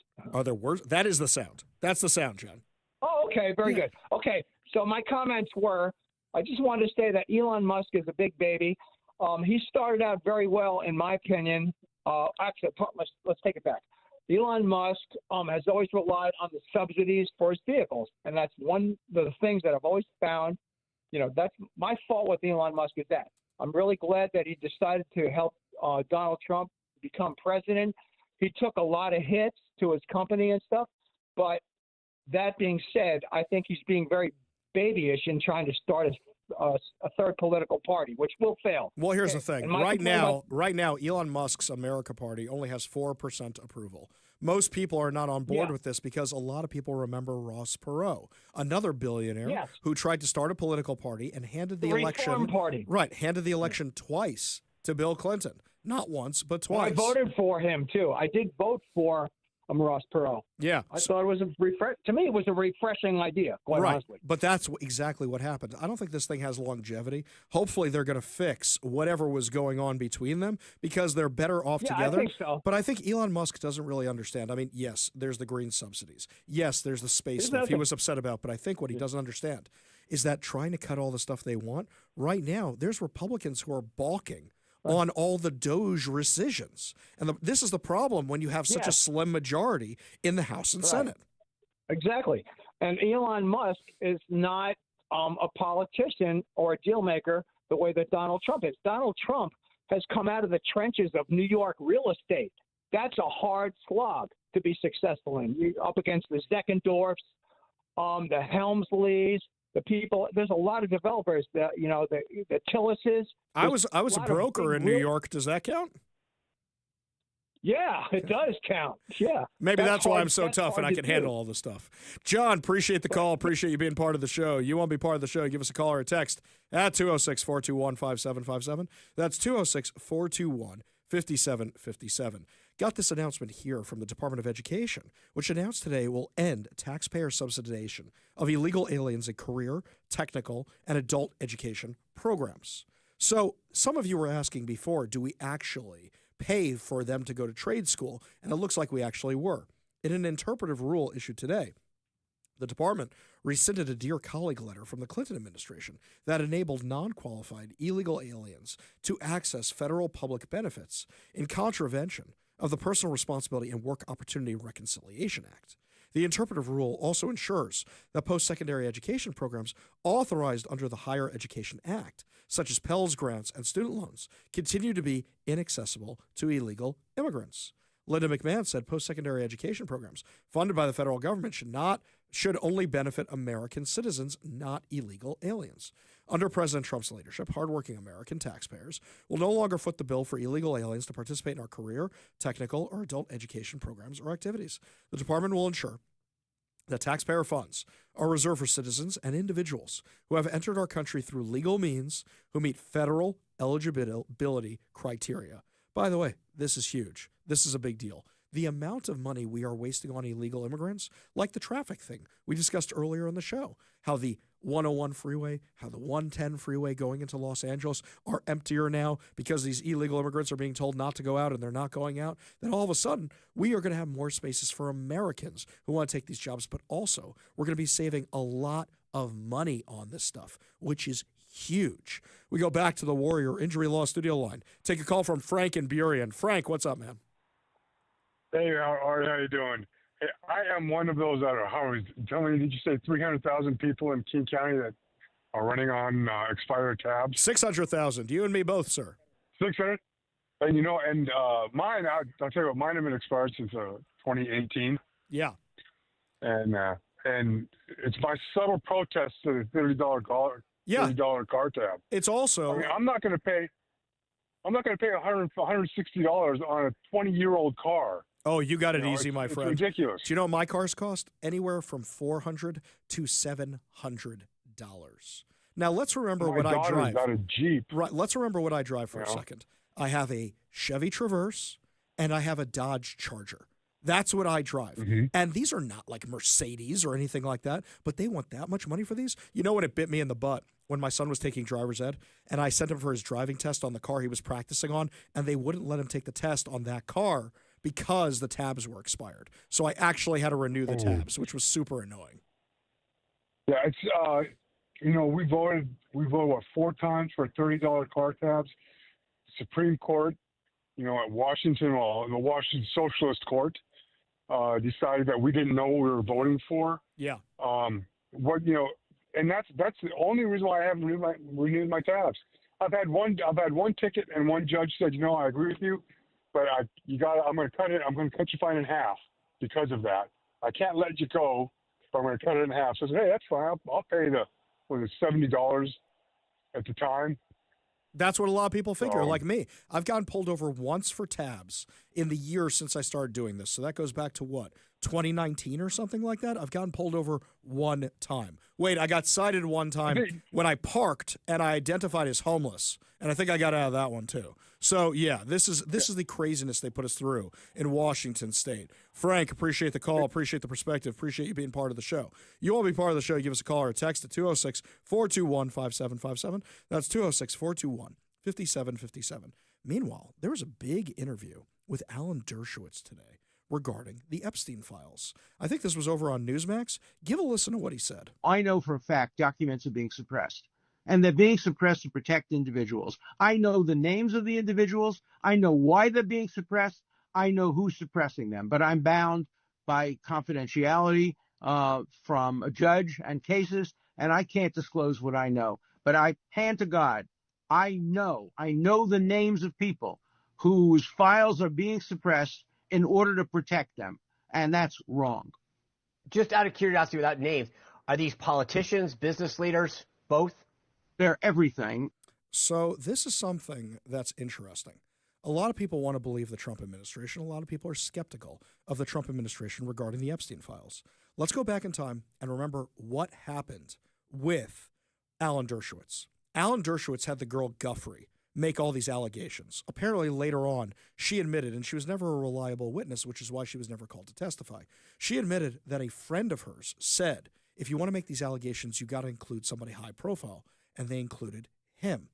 So what happens is he fought all the allegations, and they were all dismissed because there was nothing there. In fact, he was the guy who was saying, you guys want to accuse me of anything? Accuse me of something. And he won his day in court. Now, during discovery, you're going to see a lot of this stuff when you have a trial. So what do you think, guys? Is the Trump administration, the Trump Justice Department telling us the truth on the Epstein stuff? Give us a call or a text at 206-421-5757. That's 206-421-5757. Meanwhile, the NEA, the second largest teachers union in the U.S., had their annual conference. And it was a bunch of crazy people ranting and raving about politicizing kids' education. But our friends over at Accuracy in Media were interviewing teachers who are around, who are on the streets and in restaurants. Now, what they said about this oh-so-tolerant organization were fascinating. Give a listen. So this is what's interesting is the NEA and other organizations are really all about inclusion, diversity, equality, justice, access, thing, and that's Jewish. So I have discovered that's the truth. Yeah. So I just do my job. So they're all about inclusion unless you're Jewish. I had a friend who went political crazy. She used to run a gym that I went to. And she said to my brother-in-law, don't worry. If anything ever happens with Trump, this was during the first time, I'll hide you in my attic. And we're like, what? First of all, lady, we got guns. Second of all, that's not cool. Third of all, Trump is the most pro-Jewish president we've ever had. But meanwhile, apparently this is a common refrain on the left. Listen to what else this teacher said. Yeah, because all the people that said they would hide you in an attic, they all disappeared on October 8th when the death toll was huge. They all cheered. Yeah, they were all cheering for Hamas. This is the stuff that's being taught in schools. Gets worse than that. Just so you guys, full disclosure, one of the reasons I was at the class and you're at and everything like that is being Jewish in a world that right now despises my very existence. It's really, really challenging. I hide it. I took off my Star of David. I don't. Really? I don't tell anybody at school because it means that I won't have trust. That's crazy. You have to take off your Star of David in public schools because they're so anti-Semitic. And that's a teacher saying it.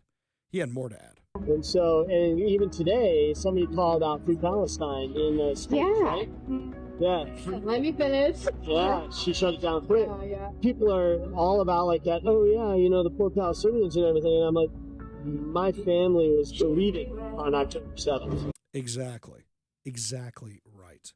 This is what's being taught in public schools. These are the teachers. This is what they're saying at their conference when they think they're behind closed doors.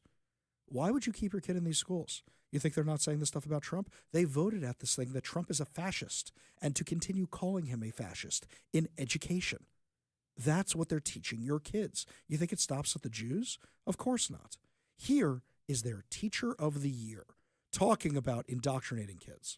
I started paying attention. Once I realized how deeply political our profession had always been, I knew I could no longer stay on the sidelines. So I got involved, I found my people, and my people helped me find my voice. I don't think I knew the politics of any teacher I had. I don't think I knew any of their politics. One, I wasn't interested, but two, they just taught the facts. And I had some great history teachers. In fact, a couple of years ago when Dr. Jacoby from my high school retired, we did a whole segment about him and the impact he had on my life of making me love history. I don't know his politics. He had crazy stories about every politician. But you probably didn't know the politics of your teachers either. You know when you probably figured them out? When you went to college. Every single kid I know who got brainwashed in college. Didn't happen in high school, happened in college. And now these guys want to double down and do it in elementary school, and do it in middle school, and do it in high school, and do it in college. They want their little activists. They don't deserve your children. We go to the Warrior Injury Law studio line. Take a call from Dan in Spanaway. Dan, what's up? I was thinking about the Epstein trial, the thing they're doing. We should know what's going on. I'm tired of politicians hiding things. It all should be exposed what happened. I don't care what politician it is.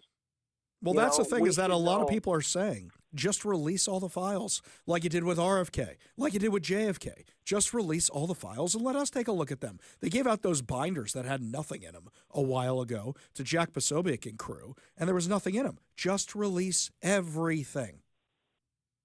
No, we gotta protect the innocent people that were involved in this, but we can do the list of people that were, doing things.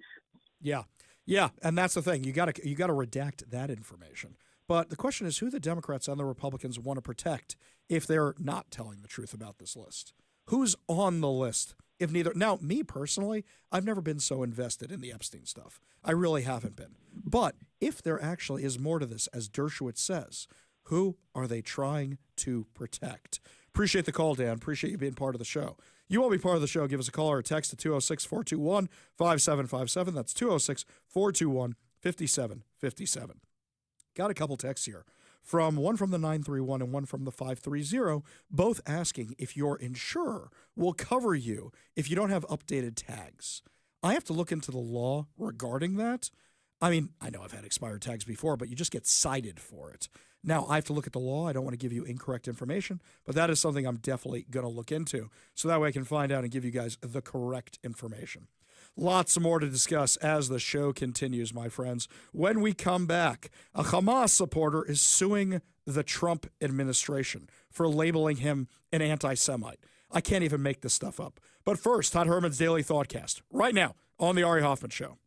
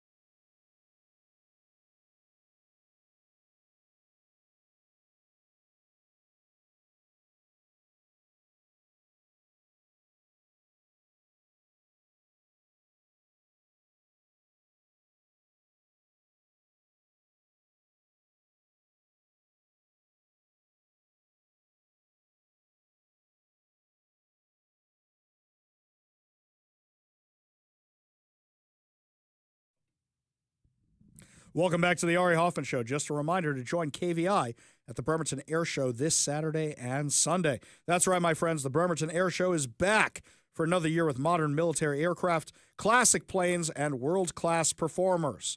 This year's theme is Mustang Mania, featuring the largest gathering of P-51 Mustangs in the Pacific Northwest. Get tickets and learn more at bremertonairshow.com. Plus, you get to hang out with us. We'll be out there. Me and Mike will be out there on Sunday. Zach and Phil, I think, will be out there on Saturday, right? So you get the morning show on Saturday. You get us on Sunday. I'm really looking forward to this, by the way, because I've never been to the air show before. I really hope I can get over this frog in my throat, because I don't want that derailing my first time going to the Bremerton Air Show. I'd be really disappointed about that. Well, I went last year and had such a great time. I'm really excited to go out again. And I think the weather is supposed to hold up. I think it's supposed to be hot. Really hot?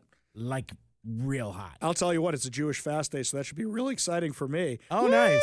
Yeah. Oh, delightful. Yeah. Fast forward to midday. Mike and Ari are hanging out in the booth watching the jet planes go by, and every 10 minutes Ari will be like, that smells amazing, because Yes. the tent is going to be like right over by That's like what I do. Mike knows this from the Puyallup Fair. I'm do. sorry, the Washington State Fair. That it's too. just the food comes by now when I haven't eaten anything all day. Mhm. Oh, I'm going to be dialed to 11. Oh, that's going to be great. And hopefully you don't have to be like, Ari passed out. Should we do something about that? That's kind of bad. Fan him.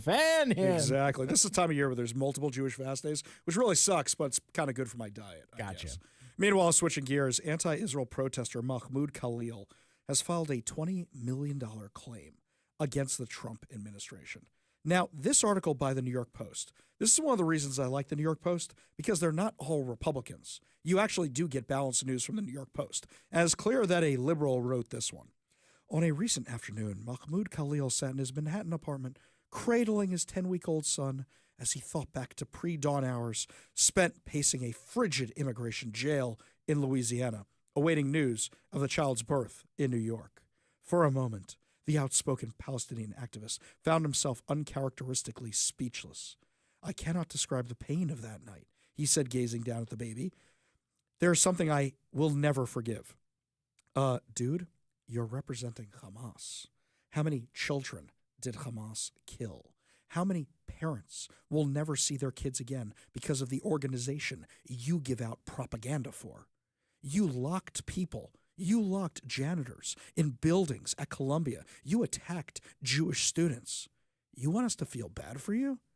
The only thing I feel bad about is you should be in jail for the rest of your life as a terrorist sympathizer. You should have been deported from this country.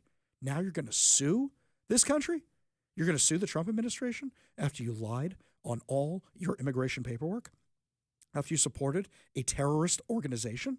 After you're not even a legal immigrant? You are a student.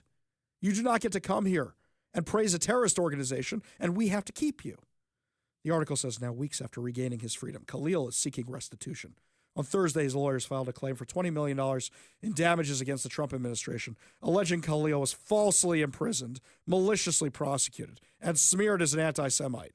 Okay, he is an anti-Semite. And he wasn't falsely imprisoned. You know who's falsely imprisoned? The people that you and your friends locked in a building at Columbia. The filing, a precursor to a lawsuit under a federal Tort Claims Act, names the Department of Homeland Security, U.S. Immigration and Customs Enforcement, and the State Department. It comes as the deportation case against Khalil, the 30-year-old recent graduate at Columbia, continues to wind its way through the immigration court system. The goal, he said, is to send a message that he won't be intimidated into silence. He says they are abusing their power because they think they are untouchable. Unless they feel there is some sort of accountability, it will continue to go unchecked. Spare me. Just spare me your nonsense. I've had enough of this craziness. I really do. He said he plans to share any settlement money with others targeted in Trump's failed effort to suppress pro-Palestinian speech. No, dude. There's a difference between being pro-Palestine and being pro-Hamas, which you are. There's a difference between the two, and it's very clear which side you are actually on. It's beyond crazy, by the way, that he can even file this suit. You want to fix something in this country? Tort reform. That's what we need to do. Tort reform. Our friend Tricia McLaughlin, friend of the show, spokesperson for the Department of Homeland Security, called Khalil's claim absurd, accusing him of hateful behavior and rhetoric that threatened Jewish students. State Department said its actions towards Khalil were fully supported by the law. Inquiries to the White House and ICE were not immediately returned. Yeah, guys, I have no sympathy for this dude. Not at all. You know what he did, this guy who claims he cares so much about his son? When he was released, he didn't go home. You know where he went? Right back to Columbia. If he missed his child so much, go home. He's completely full of it. Anybody who calls the New York Post full-on right-wing clearly has not read this article. By the way, question is, do we actually destroy all the uranium in Iran? There's a new report out today from Israel that the reason that these Iranians are digging at Fordow and the other nuclear sites is that it may be buried under the rubble in secure rooms, and they're trying to get to the enriched uranium. Now, I love how the left is jumping on this. See, you didn't totally destroy everything. Would you like us to send the B-2 bombers back? We can do that. We can definitely do that. But the question I asked last week, which was, do you think we should send B-2 bombers to Israel? Do you think we should give B-2 bombers to Israel? Do you think we should have a detachment of B-2 bombers stationed in Israel with American pilots? Let me know what you think. 206-421-5757. That's 206-421-5757. Meanwhile, Marco Rubio on Wednesday announced that the United States is imposing sanctions on Francesca Albanese. Now, she's the UN Special Rapporteur on Palestinian rights. This is a woman who has said every anti-Semitic thing in the book. Every single one demonizes Israel constantly. She is also the one who charged Bibi Netanyahu and all the Israelis for defending themselves against Hamas terrorists. She's the one who wants them arrested in any city that they go to. Spain today announced that they would arrest Bibi Netanyahu and other Israeli officials if they show up into Spain. Wow, that is so 1492 of you. You never expect the Inquisition. That's literally what we're talking about here. 1492, the Inquisition, Spain definitely has not learned its lesson at all. Not at all. So, going to the Warrior Injury Law text line. This one here, Lenin gives me one generation of youth and I'll transform the whole world. Is that an actual Lenin quote? Is it actually? I don't know. That's not John Lennon for sure, right? No, I think we're talking about the other guy, the guy who's in a box somewhere in Russia, right? That guy? This one here, the Epstein situation, was a complete CIA, Mossad, MI5 operation for 30 years. Do you have proof of that? Does anybody have proof of that at all? This one here from the 253 regarding the B-2s. Let them remove the rubble, then send in the B-2s. I like that. That's right. Let them clear a path so this time we're sure they're all destroyed. So, meanwhile, a teachers' union is endorsing Zoran Mamdani, the United Federations of Teachers, through its support behind a communist Hamas supporter. Per his platform, he says he supports an end to mayoral control, as we know it in favor of something it calls co-governance. He wants to give more say to educators and parents. Oh, we're in favor of school choice? Is that what's going on? Oh, no, that's not what we're talking about. He says, before mayoral control, no one could hold anyone in particular to account for the public schools, as the ever-changing political alliances determined who controlled the city board of education. That left the United Federation of Teachers as easily the system's most powerful player with no effective voice for the kids. You think Mamdani is going to be an effective voice for the kids? This is a guy who also wants to brainwash the kids, just like the people at the NEA. That's what he wants to do. This is a guy who has been spewing Hamas talking points and communist ideology for years. And of course, he was born with a silver spoon in his mouth, because socialism is for all the little people, not for you. When we come back, my friends, lots more to discuss as the show continues, including CNN is upset that local media is dying. Gee, I wonder why that is. We'll give you all details when we come back. You're listening to The Ari Hoffman Show on Talk Radio 570 KVI.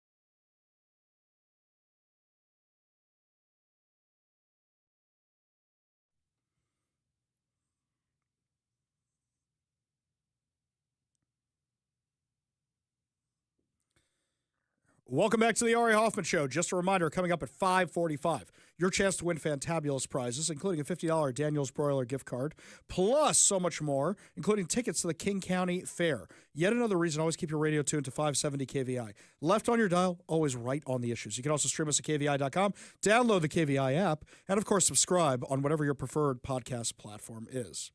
People ask me all the time, they say, Ari, how much time does it take you to prep a show? And I say, it takes about an hour of prep for an hour of content. However, to be current on everything, you're constantly reading and reading. My inbox is a mess because I'm always emailing myself articles I saw on Fox News or I saw on the New York Post or wherever, or Como News, and I'm always sending myself articles. So to stay current, I have to do that.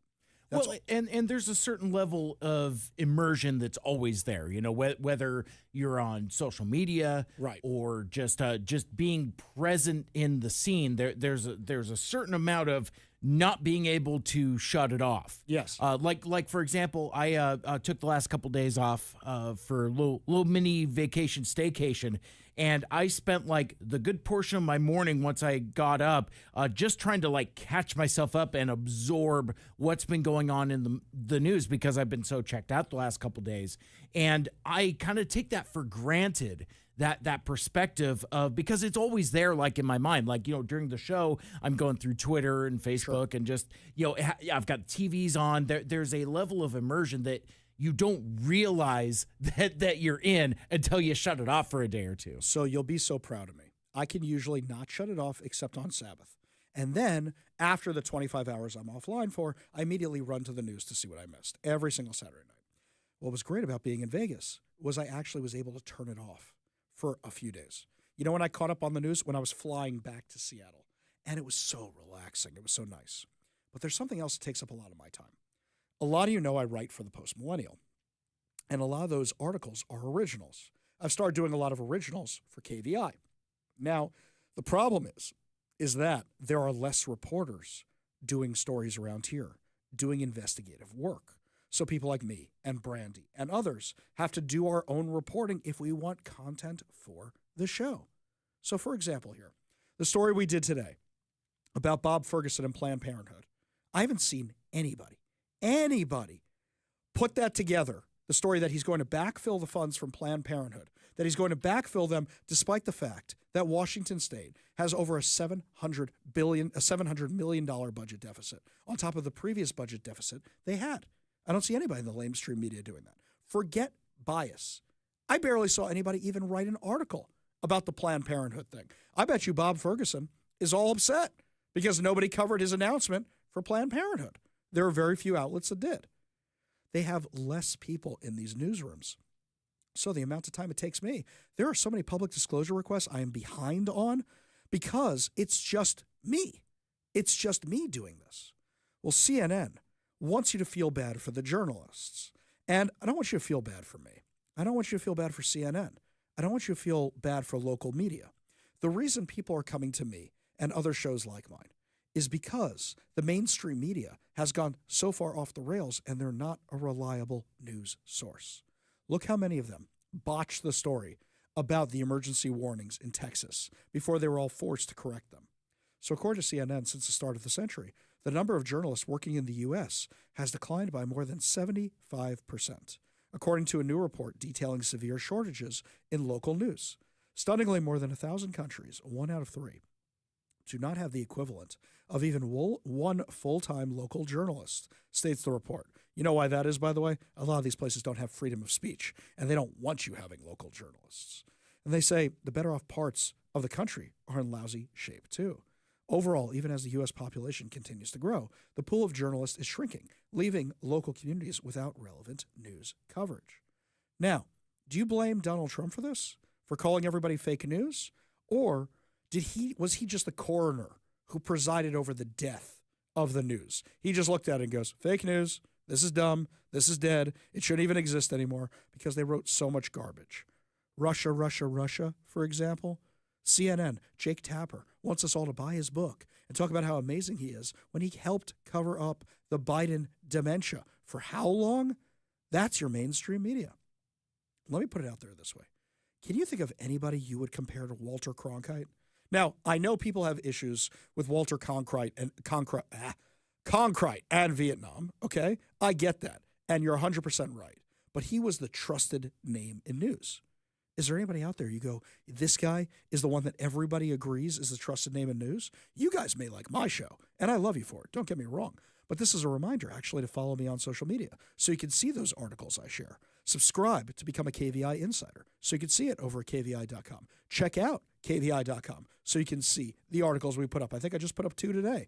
So these are the kind of things you got to do to support independent media.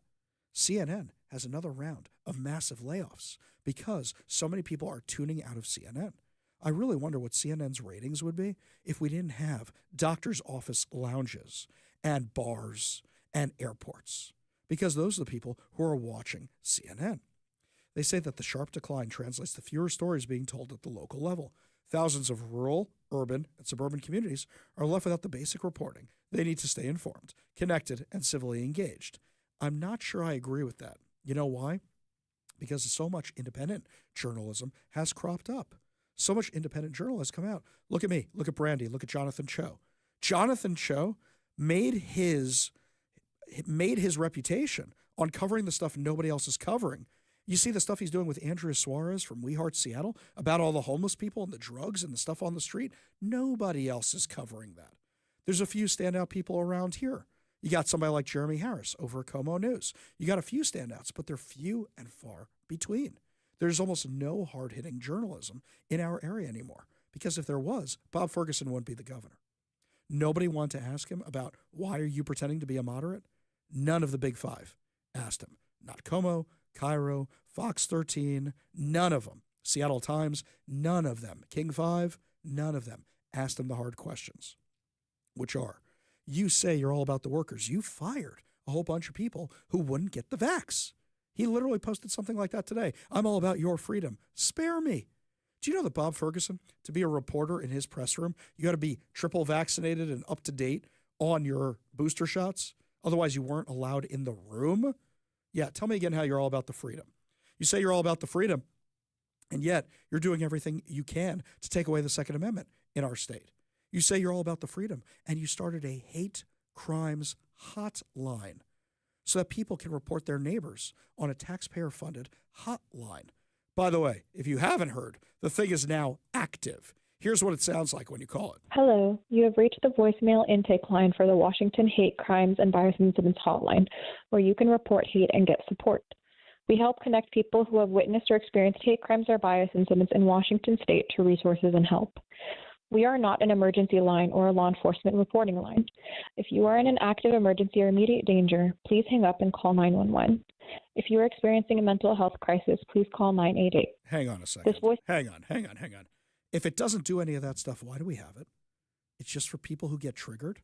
Oh, you know my favorite part? It's not even for you to call. Listen to the rest of this message. The voicemail line is a reporting line for people who cannot send their reports of a hate crime or bias incident to us online. If you have internet access and need our help, please fill out our online form at atg.wa.gov/report-hate. Though your personal identifying information like name and phone number are protected, you may report completely anonymously if you wish. If you do not have internet access and are unable to complete the form for any reason, please describe the incident you witnessed or experienced after the tone. If you want us to call to follow up with you, please leave the contact information you would prefer we use, as well as your preferred language. You do not need to provide your name. If you're expecting an email from us, please be sure to check your junk or spam email folders. Sometimes our emails are filtered out. Hang on a second. If you don't need to provide your name, this is just for statistical purposes. They're not going to follow up with you. They just want to register it as there was a hate crime. Oh, I was triggered by a Trump flag. Oh, I was triggered by an American flag. And by the way, who are the only people who aren't using the internet? Old people. And the old people are not snowflakes, for the most part. So you really think they're going to be calling this stupidity? Everybody else who's using a phone is literally using a cell phone to call this line. How many people still have landlines in their house? I saw this because journalism isn't helping themselves out. Everett Herald journalists call for community support in battle against low wages and story quotas. So the Everett Herald news staff are asking subscribers to support their contract fight as Carpenter Media Group continues to offer low wages and tie meager raises to story quotas. They're calling on subscribers to email the publisher and regional manager saying they are willing to cancel their subscriptions if they fail to give journalists the pay and working conditions they deserve.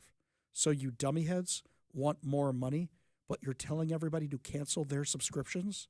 Maybe that's why you're not getting the raises you want, because you're literally telling people to cancel their subscriptions to your outlets. The biggest enemy of the mainstream media is themselves. If they did a good job, if they weren't attacking these outlets, you know what? They probably wouldn't be in the situation they're in right now. Only good news to wrap up the show. Your good news giveaway, your good news headlines, your chance to win $50 Daniel's Broiler gift card and tickets to the King County Fair. When we come back, you're listening to the Ari Hoffman Show on Talk Radio 570 KVI.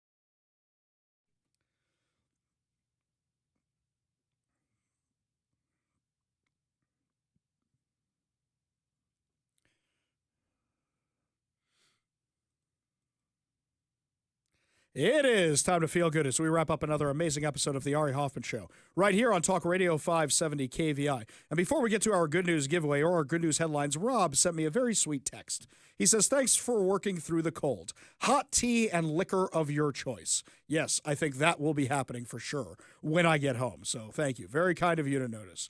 So this story here cracked me up. Mike found this one. A Detroit man known for his generosity made a final gesture of giving during his funeral on Friday.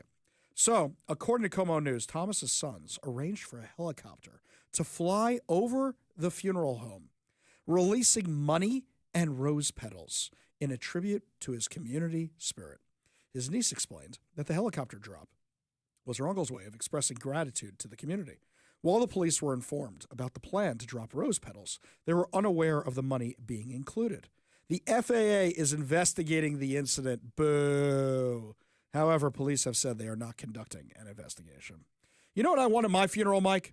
I want the New York Mets to lower my coffin into the ground so they can let me down one more time. Exactly. Thank you. Thank you. Yes. Exactly right. Here's another one for you. Days after saving an 11-year-old boy from drowning in Silver Lake in South Everett's Thornton A. Sullivan Park, 13-year-old Gage Bryant said his legs are still shaking. He said, I didn't know what to do. I just went with it. I just thought quick. We met up with the teen, that's Como News saying that, teen hero outside Everett Fire Station near Silver Lake on Wednesday. I didn't have time to process being scared because if I was scared, I would have to get out of the water, so I kept going. It makes me sad, and then I start smiling because I was able to get him out and didn't leave him there. The Everett Fire Department reported the incident occurred just before 3 p.m. when the child apparently fell off the dock into the water. Gage said one woman told her she saw a child go in the water and not resurface. And then shortly thereafter, Gage said the boy's mother showed up asking if anyone had seen her son, and he didn't know how to swim. I started trying to see anything. I opened my eyes, but it was murky. I went down a couple of times, looking here under the dock immediately, and all I saw was him cradled. I started running out of air myself, but I was not going to let him go, so I threw him over me. He found the boy's lifeless body about 10 feet under the dock. Witnesses said he was underwater for up to 6 minutes. Brian said it took a couple tries to get him onto the dock, and he started chest compressions. But 3 nurses who were visiting the park took over and started bystander CPR. Everett Fire arrived and took over and was able to regain his pulse. He says, it kind of sucks. The image is stuck in my head of him being cradled under the dock with seaweed surrounding him. The Central Woolley teen said he and his aunt arrived at the park much sooner than anticipated to meet up with a friend and swim. He said fate had other plans. His grandmother cried with pride as he shared his story with Como News. Quote, I wish I were there to see it all. I'm so proud of him. I think he was meant to be there at this time, all because they were supposed to be here later during the daytime. Too many things that made it where I was there at the right time, and I was able to do something I felt like it was meant to meet, and we're supposed to be friends. At an Everett Fire Station just blocks from Silver Lake on Wednesday, the department's public information officer, Rachel, did a commemorative coin and an Everett Fire shirt and called him heroic for sure. The fire department says the near-drowning victim is in critical but stable condition. Once others took over, Brian said he saw his aunt praying, as he did too. He said, I started praying to myself. I was like, please, God, please save this young man's life. I want him to have a life, live long and a healthy life, and have a wife and children. He said he had 2 goals, to meet the boy he saved and give him a hug and a handshake and get certified in CPR. That's really an incredible, incredible story. I hope the boy turns out to be okay. Before I forget, your chance to win fantabulous prizes. Today, we are giving away a $50 Daniel's Broiler gift card. Daniel's Broiler has been a Seattle favorite since 1980. Features USDA prime steak and other specialties, including chicken and fresh seafood, as well as a selection of high-end spirits, wine, and cocktails. Daniel's Broiler is open now in Bellevue, downtown Seattle, Leschi, and South Lake Union, with dine-in, takeout, and delivery. Check out danielsbroiler.com to reserve a table, place your takeout delivery order, and more. We're also giving away a copy of 7 Steps to a Successful Retirement by Brian Evans of Madrona Financial and CPAs. Learn how to design your retirement to support your quality of life. For 30-plus years from Brian Evans of Madrona Financial and CPAs, a local company working to help you grow deep financial roots so that future financial storms don't blow your life savings away. Visit MadronaFinancial.com for more information and discover how you can create a rooted wealth plan today. Last, but certainly not least, we are giving away 4 tickets to the King County Fair, July 17th through 20th. The King County Fair is the fair to see since 1863, July 17th through 20th at the Enum Claw Expo Center. With carnival rides, free entertainment, livestock, and shopping, saddle up for a heart-pounding action and edge-of-your-seat excitement. Watch fearless Cowboys take on the toughest Bulls and Bronx in town. Grab your boots and get your tickets now for the King County Fair. All you have to do in order to win these fantabulous prizes is be caller number 10 at 206-421-5757. That's 206-421-5757. Caller number 10 will win a $50 Daniels Broiler gift card, a copy of 7 Steps to a Successful Retirement by Brian Evans of Madrona Financial and CPAs, and 4 tickets to the King County Fair. Phone lines are open now. Give Mike a call for your chance to win at 206-421-5757.